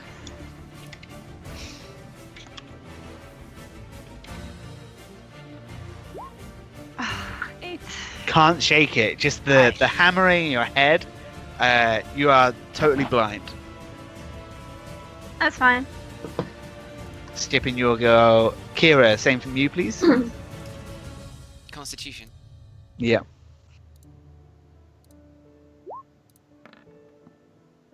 Ooh, 20. You do manage to break out of it, and just kind of your sight kind of comes back to you. The whiteness that's blinding you for about 10 seconds or so fades, and you just see the hall in chaos. A woman running down the middle, Sir Hugh in front of her, and your friends kind of blinded and stunned around you. People very confused. The guards kind of ringing in their helmets, not really sure what's going on. Shit. Alright. I have no idea what's going on. I'm just like, hey Hugh, what the fuck? What do I do? Is that I shout at Hugh, I'm like, what do I do? As I sort of maybe run 30 feet towards Sir Hugh, just for shits We and must stop her. I'm guessing Huh? he doesn't say that now, does he? I probably can't say that in no turn again. Meh. Meh? Meh. You can say it. You can speak. Okay, so what I'm going to do then is as I kind of sprint forward towards Sir Hugh, I'm going to just prepare Phantasmal Force and ready it if she reaches the door. Okay. And that's me. Awesome. Zephy. I'm gonna run towards her, Okay. You can, in this turn, make it up to her. and I am gonna use my bonus action to rage, and I'm gonna try and grapple her. Okay. I'm gonna do like a running, wah! And just Yeah. try, like.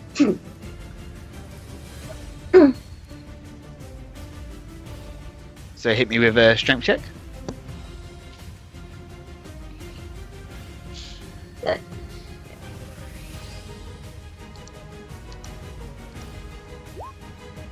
21? 21. That's with advantage. Yeah.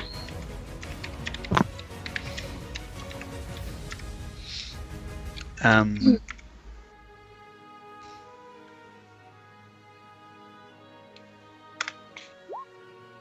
"21. Ooh. I don't know what happens here. Does it mean she gets out of it? Could re-roll it. Could re-roll it. Matt, what do you reckon? I would say that it fails. If what, as in Zephyrabella fails? Yeah, that'd be matched, but that's just me. I agree. So you kind of run in, grab her, but she managed to just slink away from you and kind of get out of your grip. You're right up next to her, but yeah, no dice on that one, unfortunately. Kraz, Constitution saving throw, please.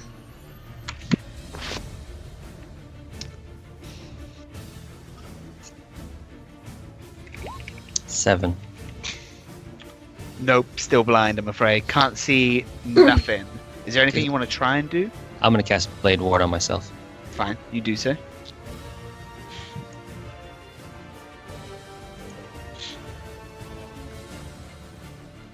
And then we go to Seki. She within striking distance. So I guess I could get to her now, right? Is she in striking distance? Yeah. I'm going to go try to use one of my battle maneuvers. Mm-hmm. Trip attack. Okay. So I basically, I gotta read this. Hold on. Hit the creature. So I just do an attack roll, right? Do a strength saving throw, or You roll the strength hit, save. roll the hits, add the damage, and then strength save. I guess that's 15 to hit.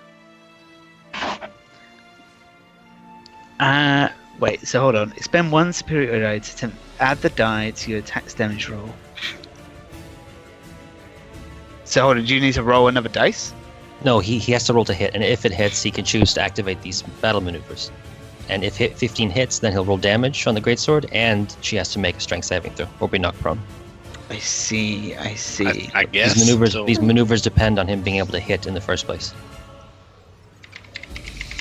And he has to roll a dice after the fact if he hits. That's just tacked on extra damage as a bonus. Her AC is 16. Oh, unlucky. Yeah. Okay. Sorry. As a So you try to trip her and she just jumps over it. yeah, I'm still right beside her as a bonus action. And if I can't do this, it's fine. But can I attempt to reach to grab the chalice from her? Absolutely not. Okay. That would That was definitely worth a be shot. an action.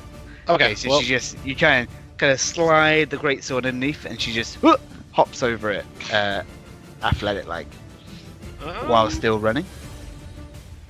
Smithy, you're up. Okay. So how far am I from? 60 feet away from where you cast the spell. She's running towards you again, but she's still about 60 feet away. Sure. Well, I guess I'll. Can I get into an intercept in 30 feet? Yep, absolutely. Yeah. I'll intercept and then put myself in position and just hold an attack. No problem. Yeah. So you do that. Okay, back to her round. She's going to use a bonus action. She'll use her cunning action to disengage and not take any attacks of opportunity from you guys. She's going to use her action. So she's going to start. She's broken off the kind of shadow that's holding her. She jumps over Sir Hugh's sword. And as she's running, she's going to cast a spell. And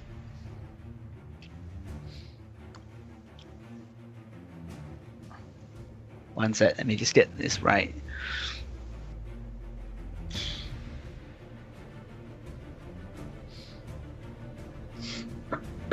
So she casts a spell, and then instead of one person running down the hall, there are 3 of her. So Shit.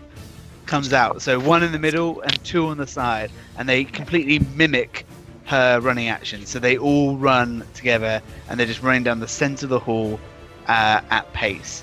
And she will then she'll run over 30 feet. So she's not in range of Smithy yet.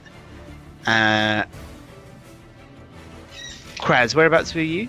Oh no, you're off to the side still. I'm at the table Still blind, can't see her. Okay, Jeff Ratson, you'll go Constitution saving throw. Right. Come on, Roxy. Let's do let's it. go, Jar Jar. Let's do Oh my it. god. No.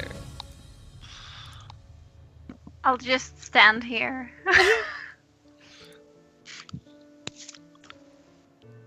Oh jeez. Yeah, It's still just fine. can't shake it. Your head ringing. And then we move to Kira. So now there are 3 of this thief running out. How close is she to the door that she's heading towards? This triple threat. I think it's her, and then 30 feet to Smithy, and then another 30 feet to the door. Okay, and how far am I away from this cluster of craziness? I think you're kind of whereabout, maybe off to the side, about 30 feet away from her now. She's running 30 feet towards you.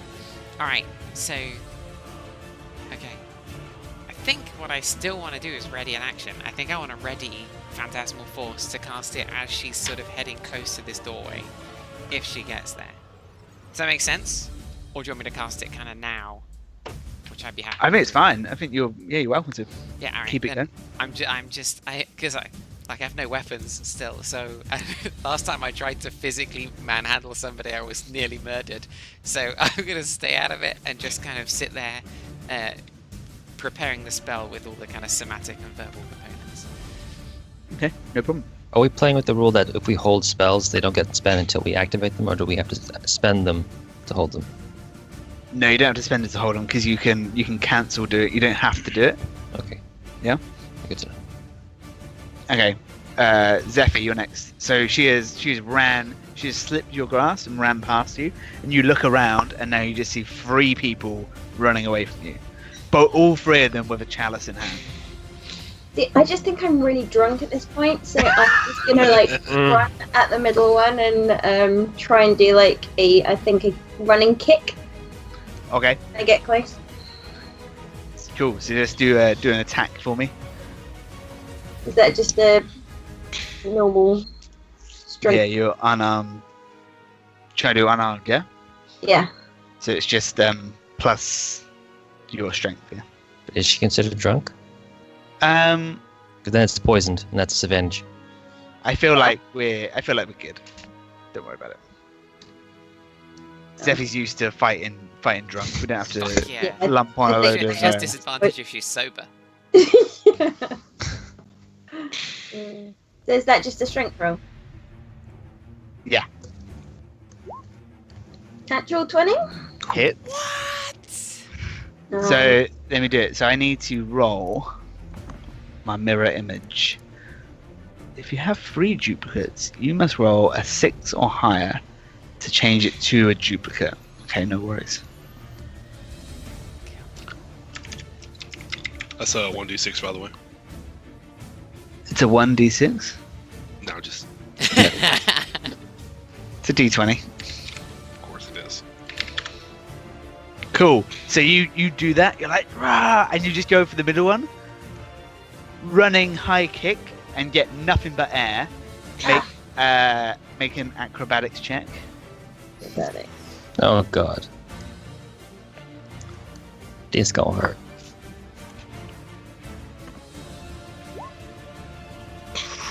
10. I was gonna say 10's what you needed. So almost kind of hitting nothing, almost fly through and almost go prone, tumbling over yourself. But you managed to steady yourself, and you are now. There are like 2 mirror images on either side of you, both Can I the just same. finish my move as like Yeah, pretty much. It looked great. Okay. Kraz, Constitution saving throw, please. Come on, Chris. Mm-hmm. 15. 15 is perfectly fine, so you get your sight back. Alright, is He extra comes- Brams on the dais? He's on the dais. Let me do a Constitution for him. Guessing his stats. He still appears like blinded and just all over the place. Can't really see what's going on. And how far away is he from the table? He's all from the table. He's on Where am at the table. He's miles away from you, at least 120 feet. Use my action and dash towards him. Okay, fine. I get halfway there. Do I need to get his stats up? 'Cause I don't have them. I can find them. I started running down the aisles that way, so I'm No halfway worries. there. Work on it just in case. You're halfway there.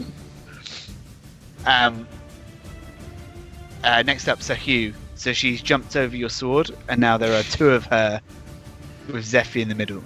Say she's close enough I can run to my max or get to my maximum and still attack her, right? She's 30 away, you said? Yeah, we'll say they're all kind of like they're close together, so they're all Okay. kind of 30 within melee distance. Give you Okay. that. I'm gonna go for the. I'm gonna go and swing at one of them, the left one Okay. with The my. spell's gonna decide which one anyway. I feel better about saying that. Same attack, triple attack. 22 to hit.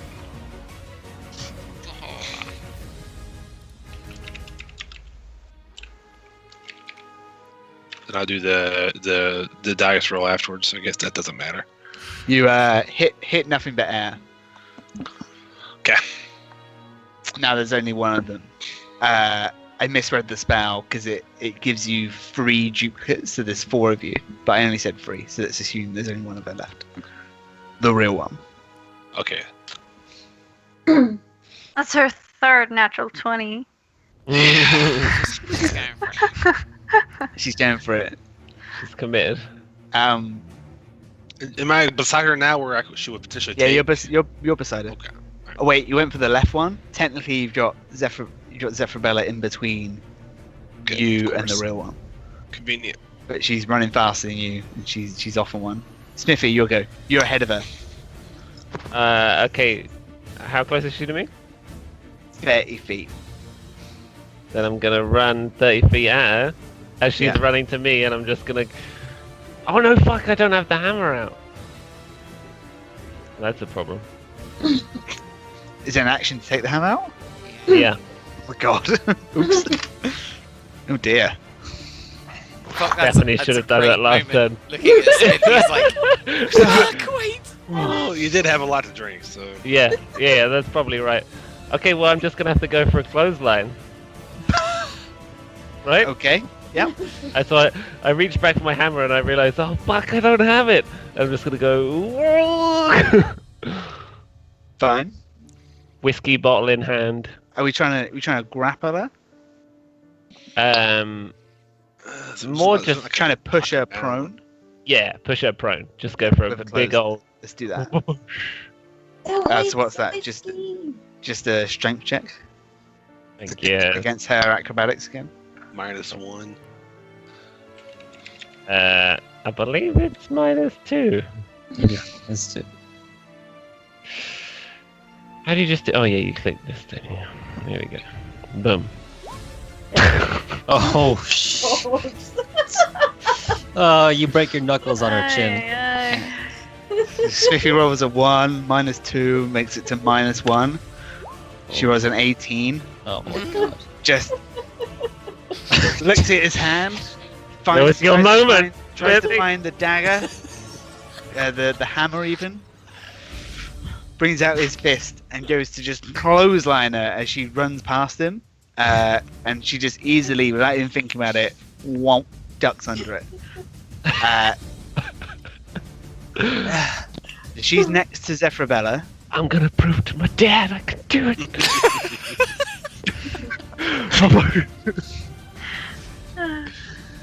She's next to Zephyrabella. She's going to take an attack of opportunity. Because she's going to use her cunning action and her action to dash. So she's going to run 90 feet the fuck out of here. And make it to the door. Right? Oh, but we're going to come up against Kira. So first of all, let's do a attack of opportunity from Zephyrabella. Okay. Just I'm guessing D20 that- plus your strength. I'm guessing the club got taken off me at some point, right? The club? Oh yeah, yeah. I would say no. Yeah, for sure. It's much how big Okay. is the doorway? Just It's big. like 10 feet by 10 feet kind of big, or bigger? Smaller? I'd say it's massive, but it's open. It's like the Hogwarts hall doorway, Shit, it's pretty big. but probably like what 20, 15 feet across, 20 feet across. Two doors of 10 feet, I suppose. Two big doors. Okay. Zephyr? So it's just like I'm guessing just a punch or something from me. Yeah, I do. With no weapons, then probably yeah. Natural 20 again? Again, very good. Hits. So you managed to kind of clock her one as she walks past. What Give me is, that. what is it for just a punch? Matt, was it just a punch? 1 Plus 1 your plus strength. something. plus strength. Yeah. So 2 plus your strength. 2, so my strength is 3, so that's 5. Hits her for 5 damage. You definitely get a good land on her, but she seems to just shrug it off and keep running. So she is off on 1. She's going to come up against Kira. Kira, what would you like to do? You have an action ready. Phantasmal Force. Right? Alright, yeah, Phantasmal Force is what I've got. What I was thinking. That doorway is bigger than I was hoping, but we'll give it a fucking try. So I'm gonna cast Phantasmal Force. So I said I'd do. It's what Kira had in her head. Let's fucking do it. Hope for the best. Oh. Yep. What's the Whoa. Guys, so what? Tell us. Start with what you're gonna conjure. Okay, so I'm gonna. If she succeeds, if she fails on the intelligence saving throw, which is the first thing, she needs to make an intelligence saving throw. I'm gonna have a kind of portal open in that doorway and have out of it step forth a giant Sir Sten, like maybe even a foot or two taller than he usually is, stepping forward with this grotesquely massive greatsword to block that entryway. Shit, okay. Just to scare the fuck out of them. God, I hope that entryway was only 10 by 10 feet. He can fill a 10 by 10 foot gap, but not any bigger. The Okay, sword's think 20 I- feet long.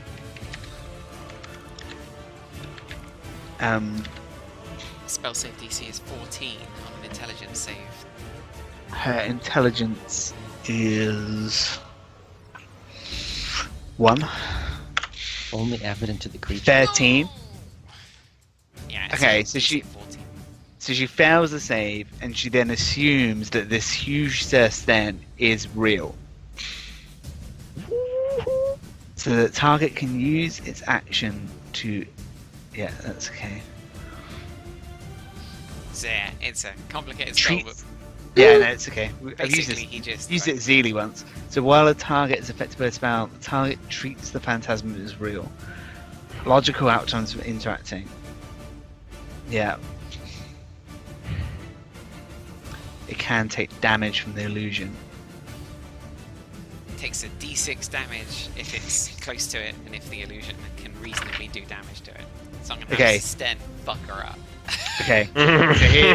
So here's what we're gonna do. She can only see it? Yeah, only Huh? I can see it. Oh my god. So she's running straight forward. We're gonna make a will saving throw to see. She thinks it's real. We're gonna see if she thinks she cares. And let's say she's pretty ballsy anyway. She's got a wisdom of 2. I think she probably hesitates under a 10 and just goes for it above a 10. It's an 8. So at this point, she's going to stop in her track. So let's say, so the guy's right by the door, right? Yeah. Okay, so she still has another 30 feet of movement. So instead, she's going to bolt away from all you guys, away from Sir Sten, and she's going to head. She doesn't get through the door, but to a side door at the very kind of back right corner of the throne room. Awesome. So she's veered away from the Sir Sten illusion. Very good. Jarfaxon's still behind. How many rounds has it believe- been? This is the 4th attempt. Oh, 15. You're out of it. Wow. She's so far away now, So though. you see this scene, like, yeah, well, she's probably about 60 feet away from you, heading towards a side door. You see now, like, guards are kind of trying to come around. Let's have a look at Ector Brahms. What's he doing? How long's the range of a short bow? You tell me. Yeah. I'm not sure. I have to look it up. I haven't used it yet. Ector is still dazed at the top, and people are trying to help him. The nobles at the top are going crazy, but guards are starting to come too. But they're all just a little bit far away from what's going on. You guys are kind of in the action, reacting first, and the guards kind of inept. They're not really like the big fight force. They're not like super skilled. They're running after her, but you guys are in the mix. Okay. Basically, I just don't want to roll for them. So.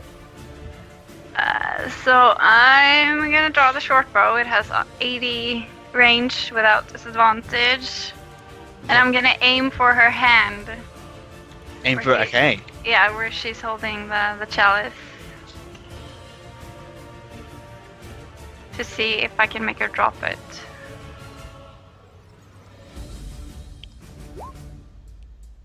Well, Oh, what was that? 23 to hit? 23. I feel like that's pretty good, but you can't. I wouldn't say you're necessarily skilled enough to make like a cold shot onto a hand. 23 is pretty good though, so I'm going to use luck to get herself out of it. So when an attack roll is made against her, she may choose to spend a point and roll a d20 and choose which die is. Yeah, so she's going to use second point of luck and change that to an 11. So she just happened, you kind of almost strike her hand, but she just happens to move away her hand at the same time, and it just sticks in the door where she's running to. Do you want to move at all?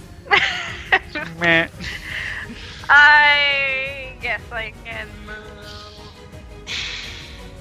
I take a few steps back and swan dive over to the table and try to make a roll and do a cool landing. Acrobatics check? Sure.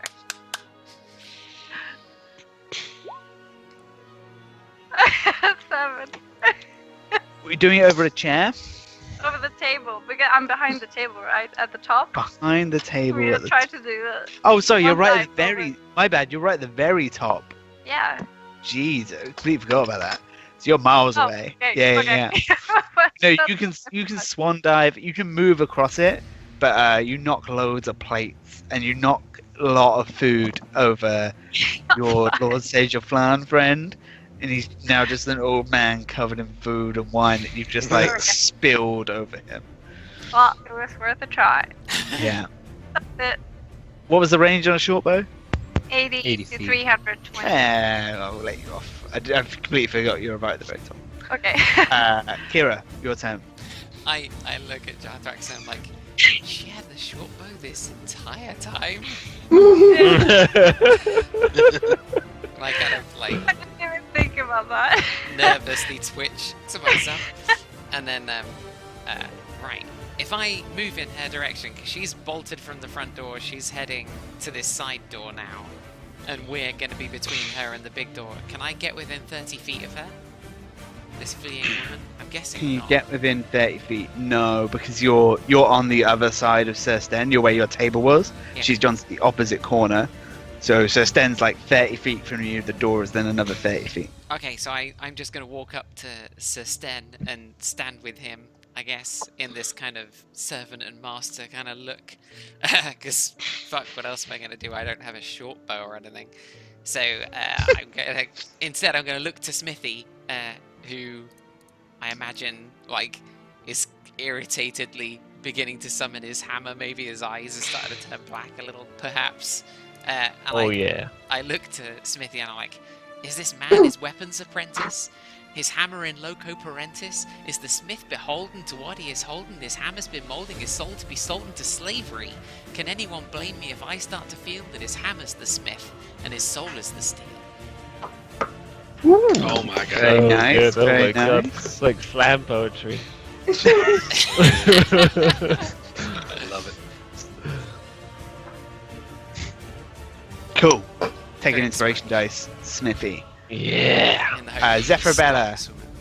How far away is she now? Oh man, she's far away. So she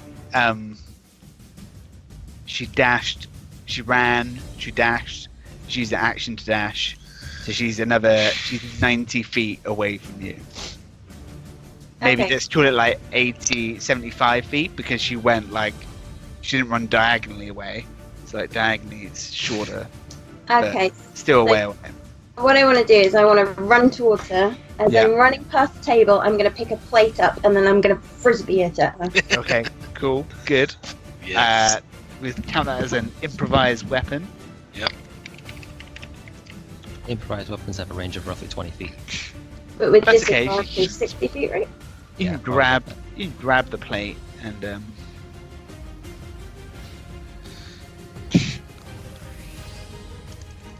so I want a dexterity check. With disadvantage? Because what's the range what's the- to be on it?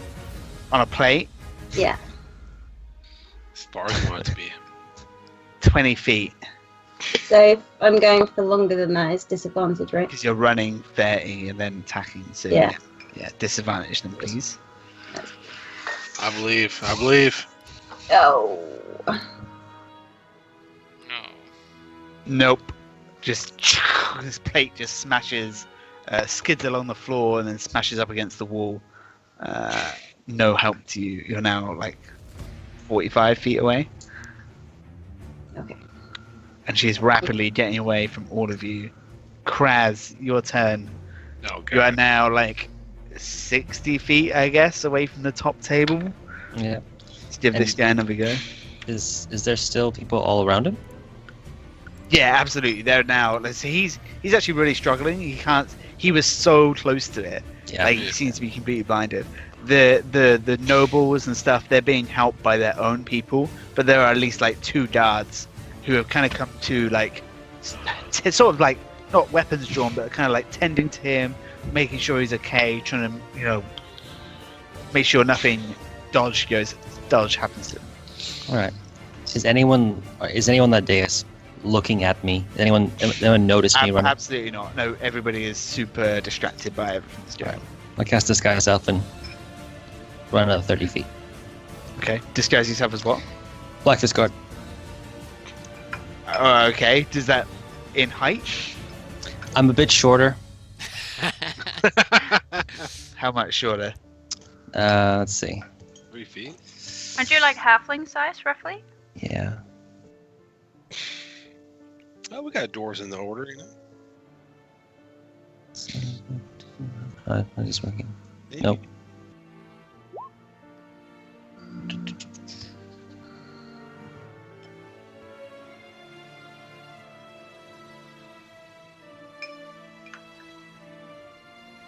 One shorter or taller. I have it written down here. The racial demographic of the Black Fist is diverse, the majority of the members being human, dwarves, or half-elves. While there are a few elves, half-orcs, and halflings, they are fairly uncommon, but they do exist. And so, therefore, a small person in fake armor. I'll go for it. Yeah, okay, fine. You're now 30 feet away from him. You're disguised as a halfling in kind of black chainmail. Okay. And a helmet? Yep. Good. Next up, so Hugh. I don't even know now how far I am from this person. Oh, buddy, no do I. Like 75 feet? Diagonally across the hall, about to reach to a door. Okay, well, I'll go with the 30, right? So, I have 2 questions, Smudge. So, I was reading on and off just now about my maneuvers for a Battle Master Fighter. Mm-hmm. It constantly says attack roll. It doesn't specify really like what kind of weapon. I guess just all that have like proficiency in it. You correct me if I'm wrong. I guess you can look at it. But either way, I have 1 hand axe left. Okay. So I'm just theoretically, if I throw this hand axe and hit that person, can I use trip attack? Do you have what? Wait, what? Okay, I have a hand axe. Did you give up your weapons? You kept to your weapons? No, I have my weapons. Sorry, so trip with a hand axe. Yeah, like a trip attack is one of my battle maneuvers, right? Yeah. So can I use a battle maneuver with my hand axe? It states on the maneuvers if it requires a melee or not. If it doesn't specifically state melee attack, then. All it says when you hit a creature with a weapon attack. That's all it says. Yeah, I don't see why not. Go for it. Okay, so. That's gonna be close. Yep. Moment of truth. I'm gonna run, and then I'm gonna get to the 30. I'm gonna stop, pull it out, throw it, and misses. Oh my Just god, we can't hit this thing. Skims off the side and clatters to the floor. Now about 45 feet away, up against. Zephyrabella throws a plate. You throw an axe. Neither. This is ridiculous. Neither purchase on her. Okay. And down to Smithy's go. Okay. Okay. Okay. Not many folks get 2 chances in life to prove themselves. But let's go, Tugs. Use that inspiration, come on. Yeah. I've got the slam poetry still ringing around in my head. Do you reckon I'm about, what, like 80 feet, 25 feet, something like that? Knows. A bit further? A bit closer? You're closer than those guys were. I'd say you're probably about 60 feet. Does that make sense? Okay, so Probably. the slam poetry in my head, my eyes go black, and I've got 1 spell slot left. Boom, boom! Here we go! Okay. Wisdom saving throw, yeah? Yep. It's a 14. Yep. Fucking That's Oh, fine. fuck me. Oh, How many my opportunities God. is that? It's just meant to be. I'm not even mad right now, you know. You That's reach, 4, right? reach for her one last time. The shadows start to cling up on her. But again, she just shakes it off. And now she's running through the door. The door's unlocked. She pushes it through. And you see her, the kind of, the trail end of her legs as she starts moving up this spiral staircase.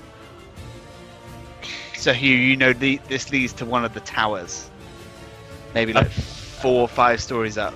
I don't know about you guys, but I feel like she's earned it at this point, you know? Yeah, Yeah, You know what? We're gonna, at this point, as you say, she has escaped. She can do 90 in a round. But who wants to chase her? I'm going for her. Going for her. Who else? Yes. I'll follow I'm him. not. Yeah. Jafrax is gonna give it up. Taplin. I'm so far away. It's like I mean, I'd keep running. Yeah, I'd keep running after her. So Especially if Hugh's good. let's do one thing at a time. So you guys all start moving up against her. Kraz, Jafrax, and you're still in there. Kira, what are you doing? Hanging out with Sesten. Yes, the Sten who is just disintegrates out of existence the minute she's gone, because what's the point? I just stop concentrating on him, and I just look at him and he disintegrates, and I think you looked so cool and none of my friends saw you. I think what I would do is I'd probably run after them. I'd probably run after these guys heading after Up the not tower? that I can help particularly, but Okay, Jafrax and Kraz left in. What do you guys want to do? Kraz, what are you doing? he was heading towards me, right? Yeah. I am now a halfling. Did I see him change? No. Too busy doing shit. Well, then it doesn't make any sense that I would stay here when everyone else is running. So Sure. I follow. But you're lagging far behind. Yeah, I know. I wait for Jathrax in a bit and we can run together.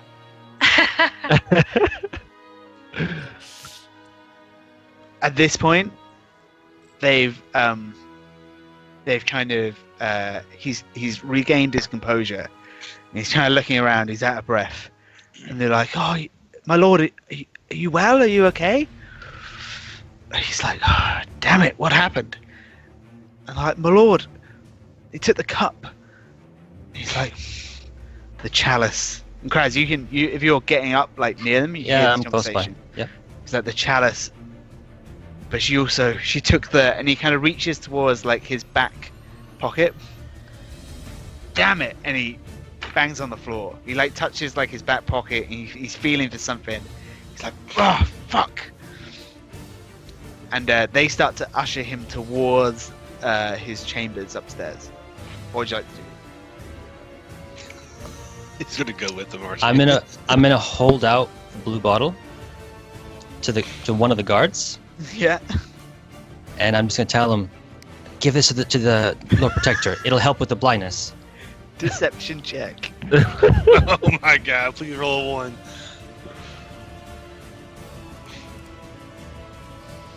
And they're gonna incite you to this. Oh my god. They're What idiots. are you doing? I love it. What is in the blue vial?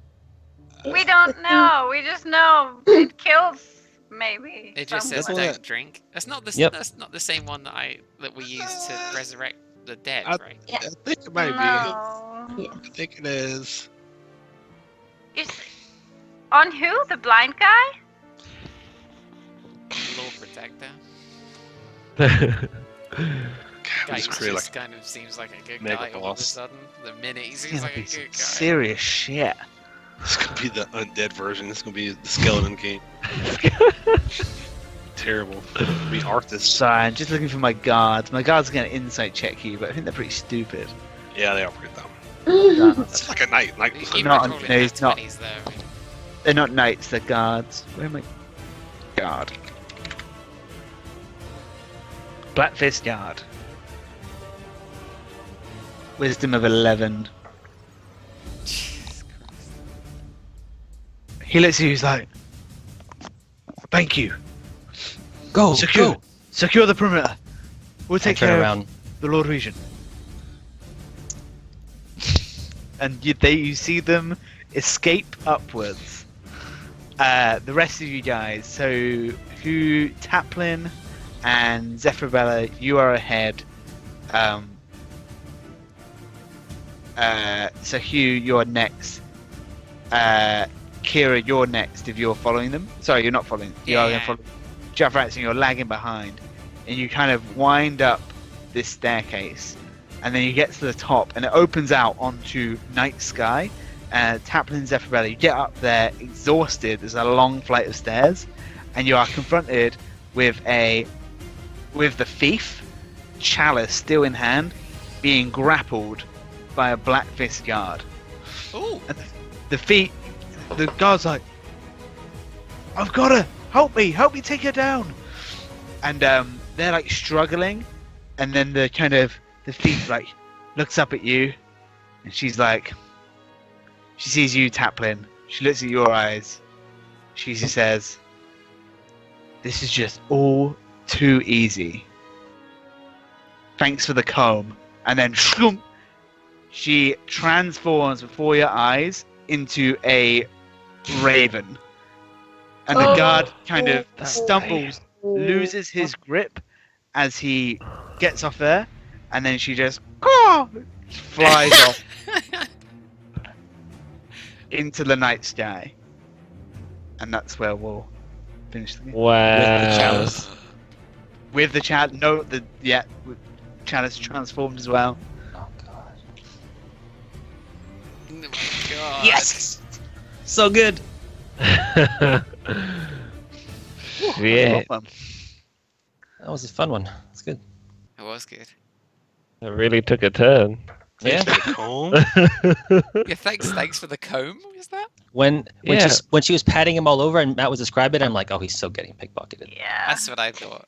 Taplin, But I make wasn't me a investigation check. She's still my fucking beard comb. That's Oh the my God. only possession I have. Literally the only thing in my inventory is really nice ivory beard comb. Oh, That's it. What am I making? Perception? Investigation. Investigation. Do I recognise her at all? 9. 9. Smithy, it takes you a while, but eventually, having checked all your pockets, after a good couple of minutes, you realise you no longer have your beard comb. oh, Oh. fuck. Your mahogany, waxed, kind of illustrious, bespoke, monogrammed TS beard comb, not there anymore. Zephyrabella, make me intelligence check. Oh, that's not going to go well. I am fucking fuming. Intelligence. That's a good way to get a plot hook going. Steal. 16? Zephyrabella, now you see her under the moonlight, and you just get this flashback, and you're just like, I've seen this person somewhere before, and you think back to maybe like 3 episodes ago when we went to the graveyard. The guy took you to the graveyard. There was a lady in the graveyard, and Brother Keith, maybe like 2 episodes ago, he was like, "Oh, go wake Doomguard Yavor, blah blah blah." She was like, "Oh yeah, I'll do that." And then you just remember her like bumping into you, Motherfucker. and it's her. Yeah. Fuck. Do you know what she stole? Yes. I know what she stole. I actually know what she stole. Master Graven.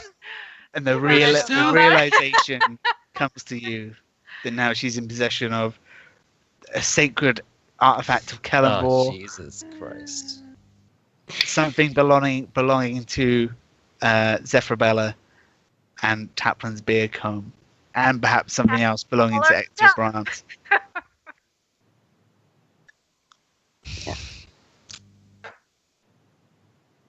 Well then. Oh. I'm gonna Kraz, retry. you also... Did you see her? I don't think you were paying that too much I attention. wasn't, to her. no. I was too blind for most of it. I probably caught like the back end of her head, but that's just... Wow. There you go. Well, in those few minutes of him looking through his pockets, at that point I think I would have ran after them and then disguised self back into Kraz. Thanks, guys. That was super fun. That was super Thanks, fun. yeah, Thanks, thanks, man. That was Yeah. awesome. Let's do it again Freaking soon. awesome. 'Cause I Don't wanna forget- play more. haven't done like a ballroom party thing. Have we done a party before? That was well done. Pretty good. I don't think so. It was a bit long, maybe, but No, it's okay. That's good fun. Hadn't played this one in a while. That's very interactive. It was good. We do have something to talk about. So, Bill, congratulations, but you've got a new position at work. Yes, a new job. Yeah. Oh, With- congratulations. With, unfortunately for us, with real person adult hours. Potentially. No. Potentially. Oh. So, The afternoon my time, which is basically, yeah. Right. so Bill, tell But us it's what. Monday through Friday though. So, Bill, tell us what it is. So it's Monday to Friday, 9 to 5. No, it's worse. So like for my time, it's gonna be around like probably 1 or 2 in the afternoon. Wait, And I'm, what? For your Yeah. time? yeah, on my time, like 1 or 2 in the afternoon, and I'll be getting off around like probably 9 at night, probably. Yeah, so that's kind of weak out. That's kind of like yeah.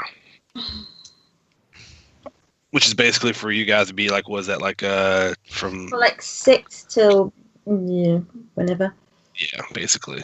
So, You guys are going to work and getting off, then I'm going to work. Yeah. So weekend? It's like, that's an option. I don't know. well, so that makes it a bit hard for everybody. Yes. So I think we just need to have a think about. Obviously, we really want Bill to stay and play. Yeah. But we just need to have a think about when people are available, and I'm not sure. So, Matt and Twos, for example, I know.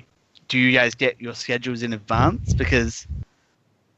So what I was thinking about is basically like, could we feasibly play on a weekend if we scheduled far in advance, and perhaps played a slightly longer game less often on a weekend? Or do we think that's not an option? I could always play on a Sunday, but not on a Saturday. I'm And what about- on a call-based contract. I don't have any scheduled hours at all. Yeah, so it's tough, right? To And- schedule in super in advance. Yeah, because they can call me like 2 days ahead and be like, "Hey, can you come in on Wednesday?" Or even the same day sometimes. Jeez. So it's yeah. I don't know what that's called when you're tillkalling, but it's And Matt, what about you? You're busy most weekends, right?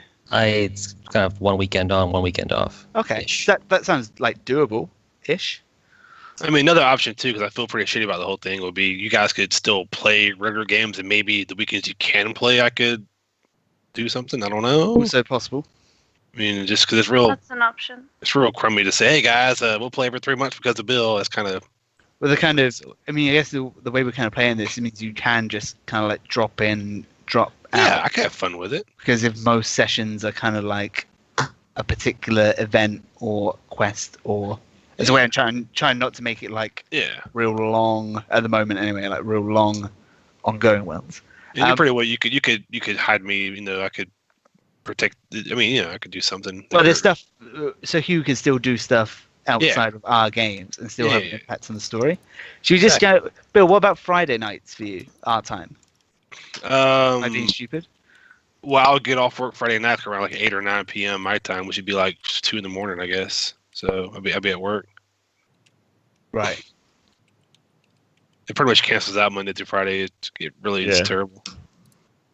Well, should we try and aim for weekends and those weeks we can't reassess? But yeah, I mean, I'm okay. It's obviously I think it's a group decision, which I appreciate you guys not just saying screw Bill and get him out of here, but I think it's about to play during the week if you guys can, and then on the weekends that you guys can play. I mean, I'd be up for it. I mean, if we're not like this next coming weekend, we're away we're doing Dopa. So the weekend coming. after that, yeah, I know we'll see Bill there, but we can't play D&D. Just driving over. It's right down the road. I mean, we could aim for the weekend after that, because that's 2 weekends time, right? Oh, We do could a doodle. right? Yeah. And see if and And then we'll if see that how it- doesn't I work, feel then like we go for Again, it's not check like our right away. schedules are We really can't do the easy weekend. even for weekdays anyway. No, No, but we Right, find your that friends come. doesn't work. Yeah. It's already tough as it is. It sucks. You may as well just put up a doodle for every single day that weekend. That you're able to play, Matt, and we just have to plop in Yeah. what we can. Yeah, and see and then we'll see what we what got. comes up. Like I said, I'm totally okay. Like, don't feel bad about not playing without Billis. I mean, like I said, Sir Hugh will still do badass things, so Yeah. don't worry. Though my experience of D&D is improved by your being here. Oh, Mine ditto to all 6 of you. How about that? How about that? You're getting good at this game as well, you know? Yeah. I'm trying. That conversation that you were having with Matt, like with you having the conversation with Hector Brahms, is that his name? I could have fucking watched that all day. Felt like I was watching Netflix. I was hooked. Yeah, we should do our own series. So We good. should. So We do, it's Hector. on YouTube. Oh my god. Okay, let's see how it goes. Yeah. Thanks. Okay. I got to run. Bedtime. Awesome game, Smudge. Yeah. Yeah. Thanks, Matt. Okay. GG's, Screw your guys. 20s. See you guys Saturday morning. Yes. Oh, yep. See See you you there, then. guys. Kazkor, looking forward It's to in it. Birmingham, Alabama, right? Yeah, that's right. We'll see you then. Absolutely. Just turn up. Yeah. FYI, tournament starts on Wednesday morning. Yeah. Just Oh, saying. really? Yeah. Yeah. Group stages Wednesday morning. This is worth watching. Yeah, they run all day. I was just about to say what time our time. I was like, no, Start it's early, like, like 9 a.m., something Yeah. like that. Start that it's stage. weird that it's actually in the UK. It is. Okay, thanks very much. Cool. Catch you GG's. later. Bye, guys. Bye.